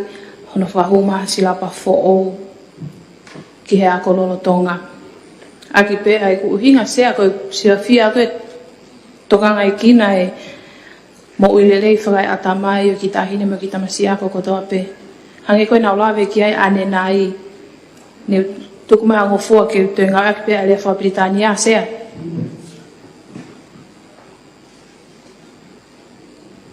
Io mea mai? Me he tau motu a koe adolescent. Tau hongo fulu he tau taha hiwa. I loto ai o iai ai tau motu a koe ni ai fom uluaki ki he fom wha. Peko aini koe nau lawe ki ai koe tau hongo fulu ki he tau taha wha pe tau taha nima. Sia whatatau ki he ngahi ako kua whakahoko whamamain lahi mi he ta whaake Nature Review Neuroscience ua noa ua taha. O kune talanoa mai ai ki he whakaauriri mai ki he malawa o ki tahine mo ki tamasi ako i he tau motu ako ni he tau hongo fulu ki he tau taha wha. Tene lawa ai o ako hangahi information i peko hangahi whakamatala, mau anga whakamatala ki he no hufanga. Te ulawe peke ke ne hanga processi ki hono atamai. Whatatau ki ako koe ni hoa pe taha ki he tolu. Ai tokanga, ai ki tahine, pe koe ki tamasi ako i he tau motua koe ni i he ako. Pe tene lava, pe koe iwi malawa i hono atamai, ke ne hanga o atuhang tānak fo ou atanga i whakamatala fo ou. Se alawe koe i pare mia pe he, koe fo lesone o lotonga, lesone ne ono. Ka pau pe he te tau te tānaka, tai fo lesone taha ke lesone ke fitu. Whakatoa ka hoa fitu ki he valu. Ai ako ai ki longa i whanau ni i he aho e taha. Nau lawe koe kia ke ngahi ako whamoan whamamain lahi. Whatatau ki nau tā motua, pia moe ngau aki koe niko nau atamai. Koe hoa pe taha ki he tolu e lava he reka koe ni o fokasi ai, pe te lava o tokanga ai, ke ne hanga mau e ngahi whakamatala koku a ko iat koe ka te nau tolu. Sai, te o mai le vain sea. Ka pate tau hanga o pehe ke tau hanga whakamua pe whakamahu inga e ngahi paruparema whakamamain lahi. Kau ai ai whiriuri wake ea. Whewhere wata whaaki koe ni a aku ia. O hei pe me ngahi paruparema e taha te tau te tokanga i kinang o ikai ko whiriuri wake pe ea. Te ulawe atu ki ai o ka pau o o mo pehe te tauhanga o ta whaake ako pa te tauhanga tokanga i kina e maki i kai pipihi. Whatatau ki he whakamatala e potunga o mo ui, wafe watahare, wafe wanima. Pese te walu nima ki nau tolu o nau whakautua e mahaki i kai pipihi. Whatontonu? Sea, ka tak wha more more kore mua ke minista mo ui. Ngā tape tau tala noa i he whanau ako mo e silapa ko te teo ke whakahu malo. Malo, iyo. Tai whatontonu. Sea. Hoka toho mea... Ko uhinga ke wanga o tala atu ko poini. Sea, te tau ka paure wak mo pehe ke whakahu mai hale soni for all ke silapa for all ke climate change ko whiriuri wake ea. Whewhere ka pako whe mau e au e kautaha e kupotunga wea kuia. Whakahuat mahare son for all ia ke tokanga e kina a whi paluparema ko eni ko tokanga e kina a kina utolo maha i kai ke pipihi. Ko taha moe ngai paluparema whakamamani lahi mo ia o tatau pe mo climate change. Ko ia e sea ka paurewa te nauhanga te tautari ke whakahua e whi silapa ko eni ki he ako. Te where mau tōru e te mauto e whia mau e whakahau atu. He ka hono mo oni o kulotanga i loto pe hono ako e mo ui i he ngahi lesson hange koe biology, chemistry, ngahi lesson pe. Ta tau tofu pe me climate change koe ni. O kulotanga i loto pe hono tokanga i kina koe ai parupari ma whakaatakai i he lesson si o ka alafi. Me ngahi lesson koe ne lawe ki ai minista mo ui. Koe e sea koutu e lota ke te whakafokna e tau tōpiki ki he tau ka vei ngā. O ki kai ke utari ke whakahau a ngai silapa koe ni ki loto. Malo. Malo au pito e minista mo ui, pe hangi pe ko o lawe, ka papu ke whiema o ke whakahau, o atape ke whakahau mai ka pau ke whiema o ke whakahau hale son, whikau aki me mea kona na ke lawe ki ai, ngai whautua ki kai pipihi. Te o ange whangamari e koe ni ki he whawhunga no pere o niua, mea mai? Malo se tap ke se ko mit kakato ka mai ko mit kakato o ku lave he to tahan se ko ngai talang ko tape ko mai he i he kau fafofonga na i mo ya te au o mau inga mo on ko to ka ko ta mo a to hitangi se ke tawa ko nekina mo a to tupu ka ha o atonga he ka pai kai ke elito ke kina to a mau inga ka mo ke fa mau inga a ta mo ani se e kai ai hatonga ya o tuloa a mo yang la koe kore e asia.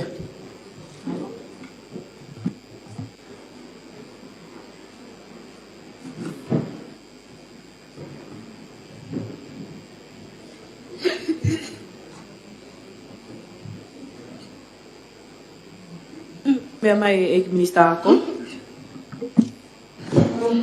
Tapo ke sea ko mit kakato kai mai ko ik me vi pa ko mit kakato kai fai atu pe a tokoni ki he mea koe ani lawe kai ai whafonga ni wā ai whafonga nopele ai ongo ni wā iksea koe tokanga ne kina koe ni ki he whiliuriwa koe na ea ho ik me mipa ka pāna mo lawe pe koe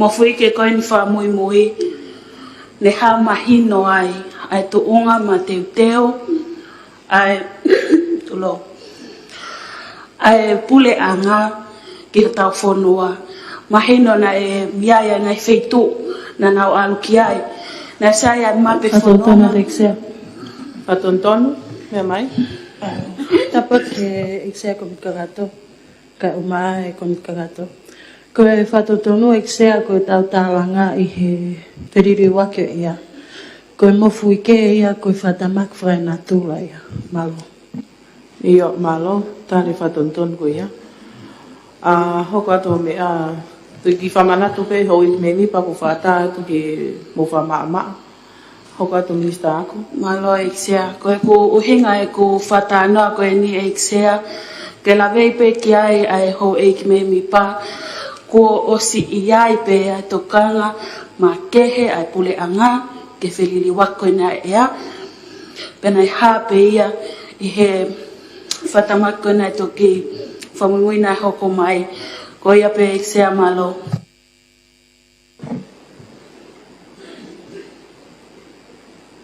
mea mai whawhunga no pere o wawao Tapatu ki eksea e komit kagato. Ka umai komit kagato. Kai ata mo mo ke o tau kawe ia te pe ai kawe inga koe ni. Aki a popo ki he tohitangi koe ni. O whatata ki he ngahi kawe inga na e mea mai ki ai e tokon pare mia. Whikau aki mohono whamalohia e tau tunga wha ekonomika. Ko mautore mei motu, o mau whalala pe mautore whalala ki tahi pia mo uta. Ko hauko ai paupare makon manunu a kovi koe ni o e whiriuri waki o ea. E kovi lewa e maumanga mo ui mei tahi pia mo uta. Pia uksisi i lewa e ilo e mau whanau, kai umaape ki whalu kufua e mau kakai. Ke ngahi paupare makon mo ngahi ngawe hala koe ni i he atakai o me whatupungai e whiriuri waki o ea. Ko iai e kupou ki he tohitangi koe ni. Ko e ua ki ai, na e whamooni hingoa ato ngani ki e konvensio are a pau pare si. O kā mai lewa ai whatongia atonga ke whai kono pou i ai kawe ingani. O ki ai lewa e whatongia ai konvensio koe ni, ke ono whamalohia e ngahi kau taha whatua pureanga o hange koe UNESCO koe SPREP, koe Climate Change Fund.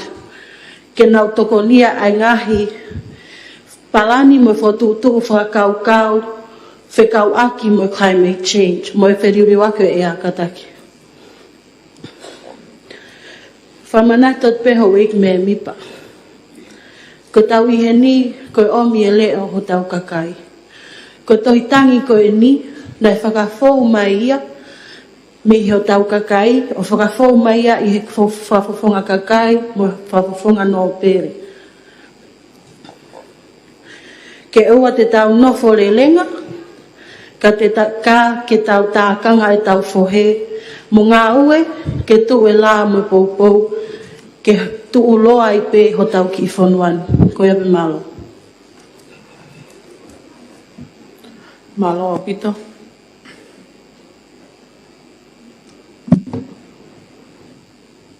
Mea mai whawhunga kakai tonga tapuraki. Tape ke sea e komit kakato, ka uma e komit kakato. Sea, o kei tu upe au ia koe tau ka vei, pea moe poupou. Ka ki mua pe whakahoko atu e ku poupou, o ko kore te kau whawhonga, ka taki ato iai hao whehui. Te ke ki tari ke ose e ku ki lawe atu, pa ke toka taki o mai hao whehu. Koe uhinga koe e ku kei poupou koe, ke whakahu, ai silapa, ke whelili waki o elea, me he tau tahataha ki tau tahawha. I he kutu ia a aku sea. Whawha ofa pito pe mea ko mea mai aki he minista ko whikau aki mo i ngahi palani ngā ue workshopu i ngahi ako ne kina. Ko e kuanga ko e ku whakakaukau. I he ose no whakahoko o e workshop ko ia. Ko e hae pe seti o e kau whai ako, ko nau whoki atu ki o nau taktaha api ako whakahoko ai fo i ngā ue ko ia. Oku wala lelei nai, o ku tokoni nai ke ne ka pui a mea o ku whikau aki pea moe whiliuri waki o ea. Pe koe osi pea o whai workshop ko ia pea osi e pe ai mea ia o ku tokoni ki ai. I he silapa koe o ku kawa koe ki ai koe i he silapa lolotonga o ku tui a whini motu ani o ku ikai ke whe unga ia. Aki pe e ku whakakaukau. Koe kore atu eni, koe hae pe sete lahi o whanau o kuna to e le soni si o kalafi, pe he ki he, pa mo le son sari si o klotonga tō mau pe foki.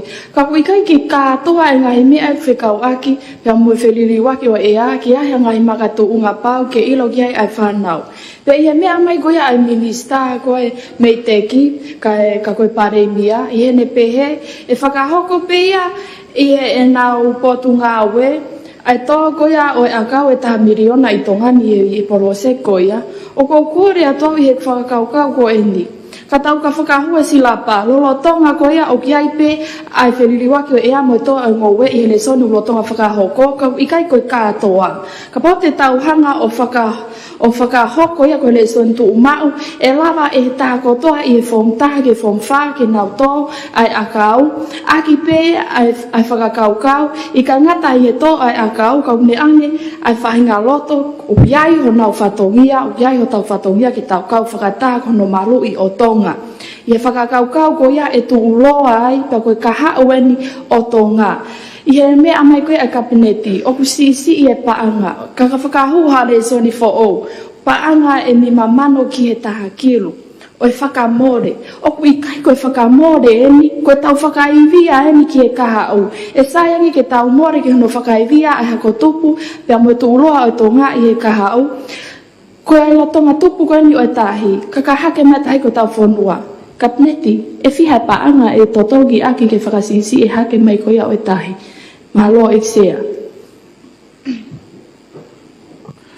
Mahalo a pito whafunga kakai tonga tapulaki. Anga whenga maari koe niki e whafunga no pere o wawau. Mea mai? Eksea, ka tak koe ki tāna kia pen. Tapat ki e eksea pa mo kau me mi pa e komut kakato. O koe ki whehu i pe, whika akpa mo tō akau kona po seki. O ku kai kau nai e wahe motu he tō akau koe ni pe kai. He pu ki lahi lahi e ngahi po seki upe ke inasi ai a motu ia. Koe a pe. Malo, te utari atu pohu whehu i o ku kau pe me o tu motu he polo seki koe ni e tō akau. Ka o tui pe ke te whamalala me pe e kinista ke me teki. Whikau aki mo e polo seki ko ne tō akau, malo. Malo, tap ke he eksea komit kakato. Whatapat ke he oik me mi pa komit kakato. Ka e whahoka ki whamalala ki he tō akau koe ni koko ku lawe me ki ai whawhonga koe wawau. O ku i he halafononga ia koko e matua ke o e whirirua koe ea, ai polose koe ni, i he whamalmalu ia i he pot ngau e koe koe e meiteki. Pea o ku whakahoko ia o monu, lawe monu ko toa me iai a motu. I he ngahi mātanga, i he ngahi apiako, kai umaa e ngahi tukui kolo. O ku kei whakahoko pe polose koe ni, o a o mai ke lolotongani. O te kiai ke kakato ai polose koe ni, ka koe amanaki mo whakaamu ke whakakakato ia. Pea i he halafononga ko ia koko e ki he matuaki koe whiriwiwa koe ea. Hange koe lawe o kuiai ai ngahi paanga tokoni. Koe ngahi paanga tokoni koe ni, o ku na e whakafou mai he ngai pot ngā ue. Pea hange poko ko kulawe ane nai, koe ngahi pot ngā ue pe, te nau lawa whakahoka tokoni koe ni, koe uhi koe are apau koe nā mau. Whamooni at koe ki ai koe mo ngahi wawhenga wai mei mori. O koe pe ngahi makatunga pau ai, te mau mui mui pau ke ngai tutuun koe ia.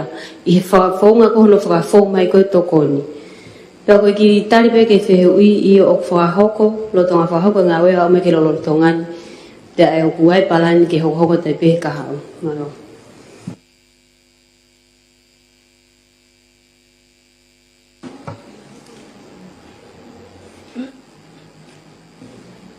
Malo, mea mai e whawhawhonga kakai o Tahanima.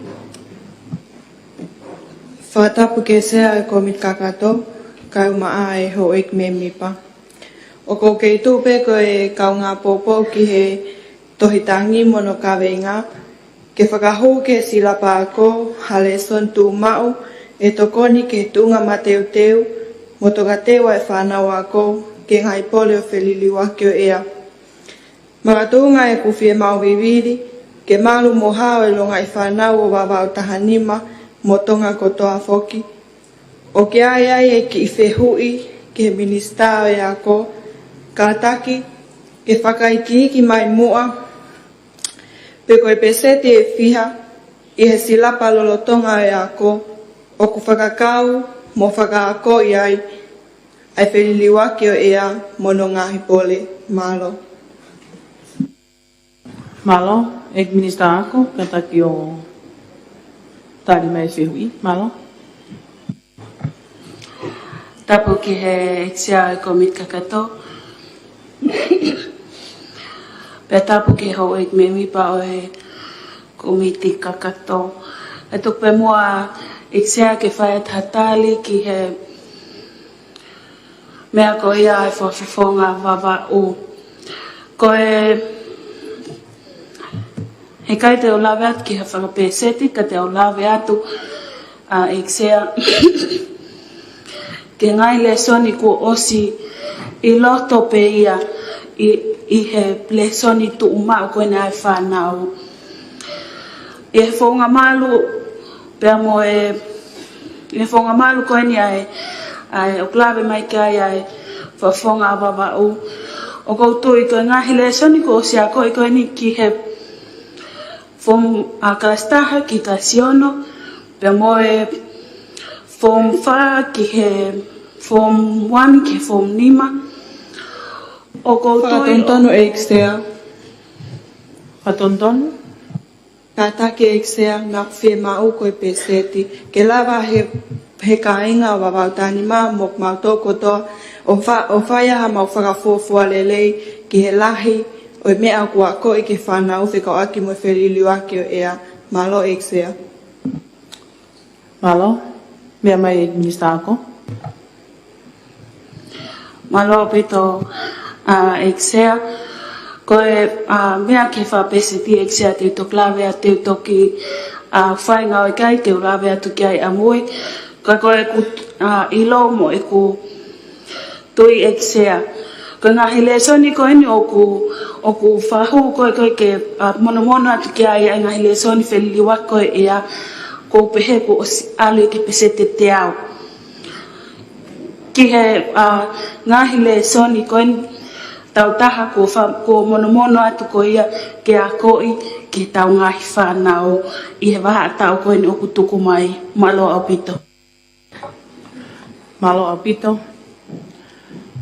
Tari peho wheu I whawhonga waltaha nima? Iyo, malo. Malo. Angi whainga maria koe ni ki he minister e whiwhatawaki. Tapu mo e eksea komit kakato. Tapu mo e pale mia kai uma ai ho ek me pa komit kakato. Sea ke tau toi foki pe ki he kawenga.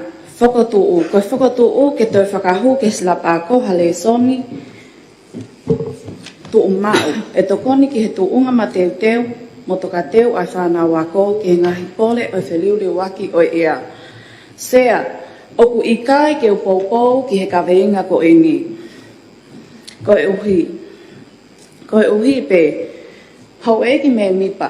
Oku mo os whakapapaui oku toko lahi kau whai ako ki hono ako I le soni ko eni na mo hori ke whakotuu.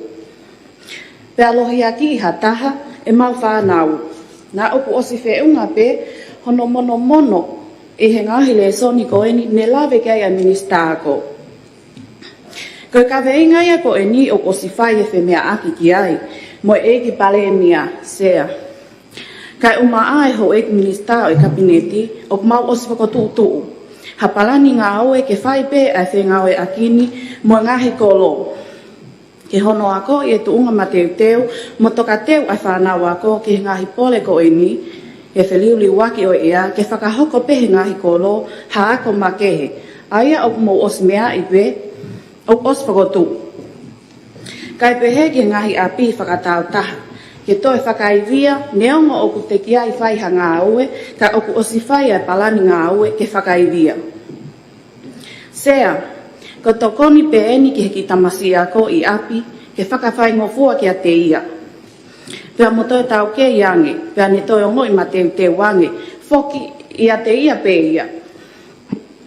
Ki hataimi e hoku mai ai ngahi pole ko ini, ka pau o mawahe me I api me he ongo mātua, pe koe tau he ofi. Ka tau te fito ki he tou mo kalasi o whakotu mai o whakotu mai, o kuna fu ke hiki ki nao tolu. Whakatata a ki pēni, sea, hange ko mea ai minista ko iyo, ko api pe ai uluaki api ako, ka hao ki tamasi ako ia o ikai mateu teu ia i api pani ilo to tonu, ene mea ke whakahoko, ko tui, e hako mai pe ngahi pole ia, ko eni, e ia e irifia, puputu ue whakakaukau, pia mo tairi ili e loto.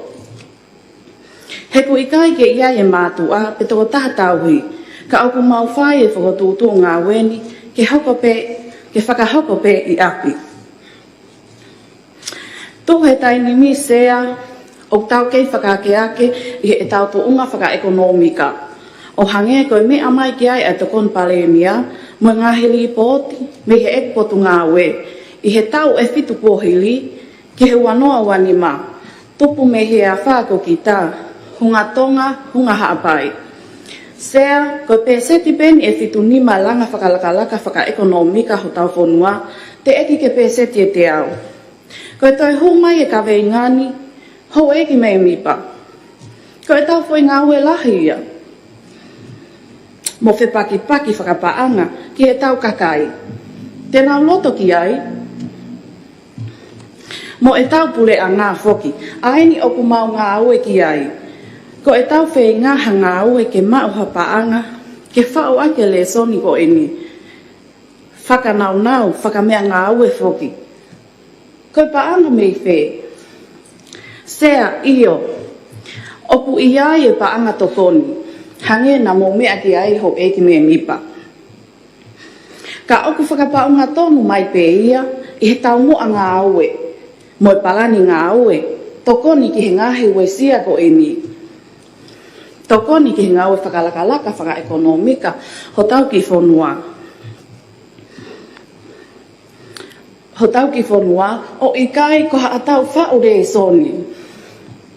Kātaki.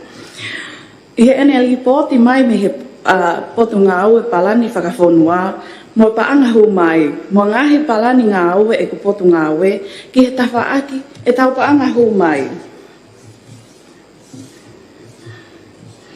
Ko iai sea, ko eni o os whakahupe ai konga koe ni, ki he iuniti o ngahi le soni, ne mea mai ki ai ho eki me mipa, ne nau lawe ki ai ane nai. Pe au maulawe i pe mo pule anga, o os iai pe ene whe unga anoa. Ko to tāna ki si i atu pe ki ai mo mono atu pe, ki he ilo, he ki le kāko, ai whei tu uto tonu ke lele mo unga ki ai, ha hoko mai e poleni, oku mama o mei api, mei he mātu a. Pe au mau tau ka we i atu, ke oua e whakahoko, ai whakotu le soni koe ni he koe ngā ue lahi ia. Ka mo ngā aue pe mo whakotu, ha mo ki polo kala mako i api. Ko ia pe malo sea. Malo au pito, angi whenga mari e koe ni ke mea mai tokon palemia. Tapke sea komit kakato, tapke komit kakato. Sea, ko pehe ke whawhokfok mai pe tau tālanga, ki he tohitangon ko whahoko mai. Ta ko tu pe tau tahan, ko ku fie ilo, ki he kupuono o e tohitangi. Ai au kia pehe, i e whekumi me whatotolo na e whakahoko. Sea ko koe mua ke ampa whainga maalie, ke whapufonga no pele haapai, ke ne katak pe mua o mai ha whakaikiki, ke ngai whamatala koe ni, o whekau ape mo e whekumi whe, ta u whe, ko hai nai na ne whai whekum koe ni, he koe ke uma upago au me toitangi, pe ko whekum whe kulade ki ai, ko e tu upe i e tunga whe ilo whekau aku me toitangi koe ni. Malo.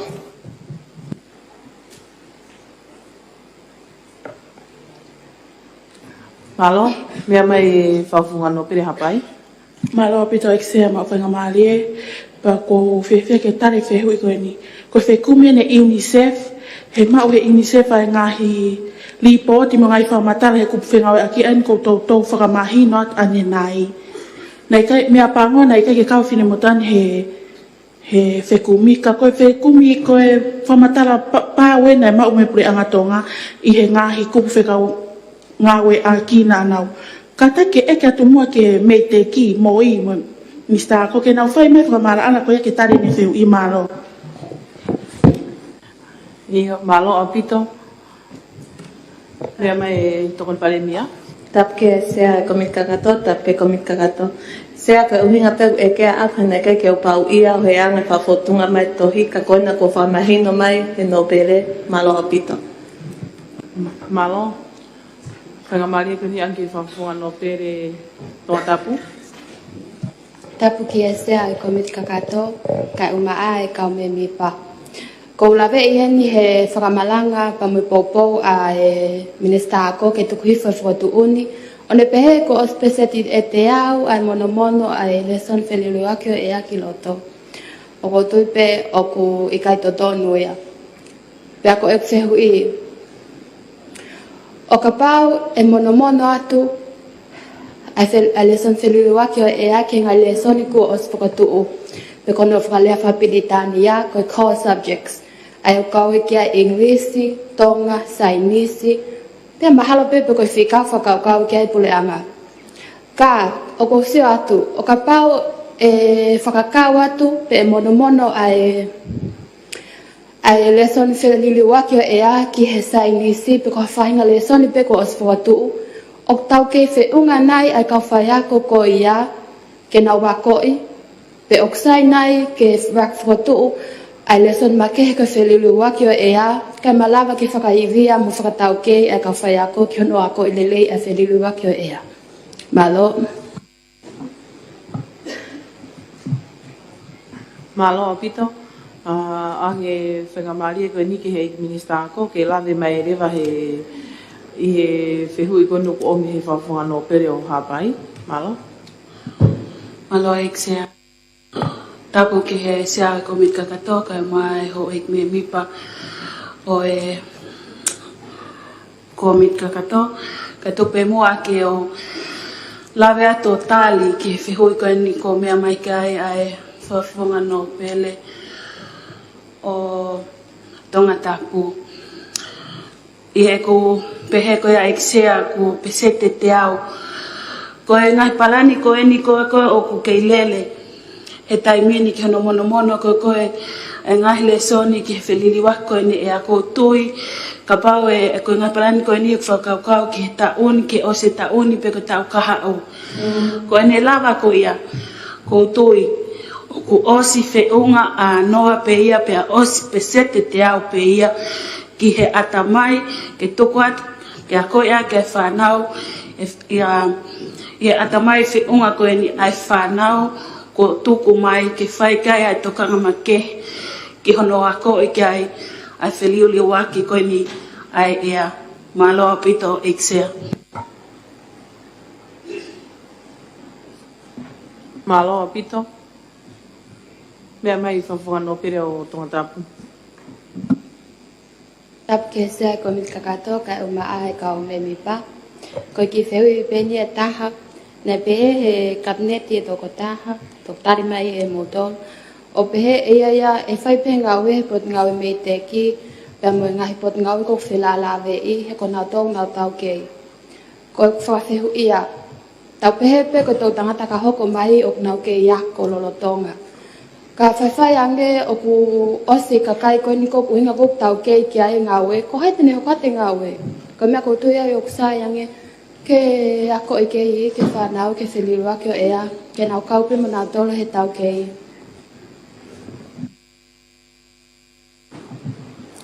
Malo au pito.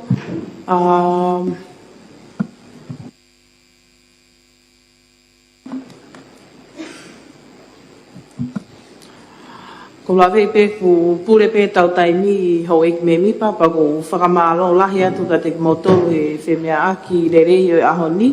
Hange pe ko e ngahi whemea aki ko ilo pe ku tohitangi ko ni whakahu mai ke whakahu ha silapa ako. Ke whakahu ke silapa ako hale son tū mau ke toko ni ki he tuunga mateu teu. Ai whanau ako, mo toka teu ka hoko maha ngai whatamaki. Pea hange koe ngahi whakatutu, mo ngahi palani, mo ngahi ngāue ko omi he pureanga o ku loto ngā whakahoko i he taimini. I he nau lawe, ko tui peo ku nata osmea i kotoa pe ki ai. Ange koe whakapeseti ko omi he minista ako, ko osia, o pesete te au. I hono mono koe ni ke ngai resoni koe ni, ka koe ngahi wesia koe ni o ku omi e he tohitangi, nai fulahi au pito e wesia, whatatau ke ngai ripoti ko omi koe ni he whawhunga no pere, nai makatuunga ngahi wesia koe ni koe sisia i lo.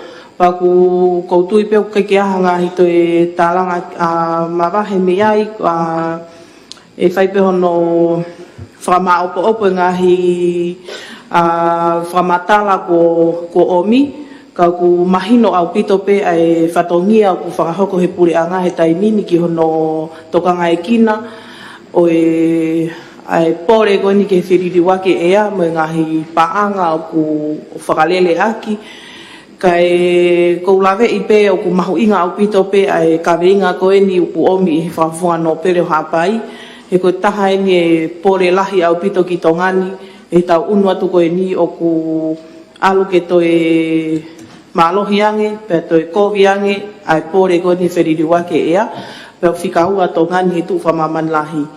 Pea o ku whaipe tokanga ki ai, ka kuhange koe ngai whakamatala koe ko omi me he pure anga, ku nau pehe ku osi kātoi kotoa pea ngahi tunga mateu he ngahi polokalama ku lotonga whakahoko, ka e pure pe tau taimi ko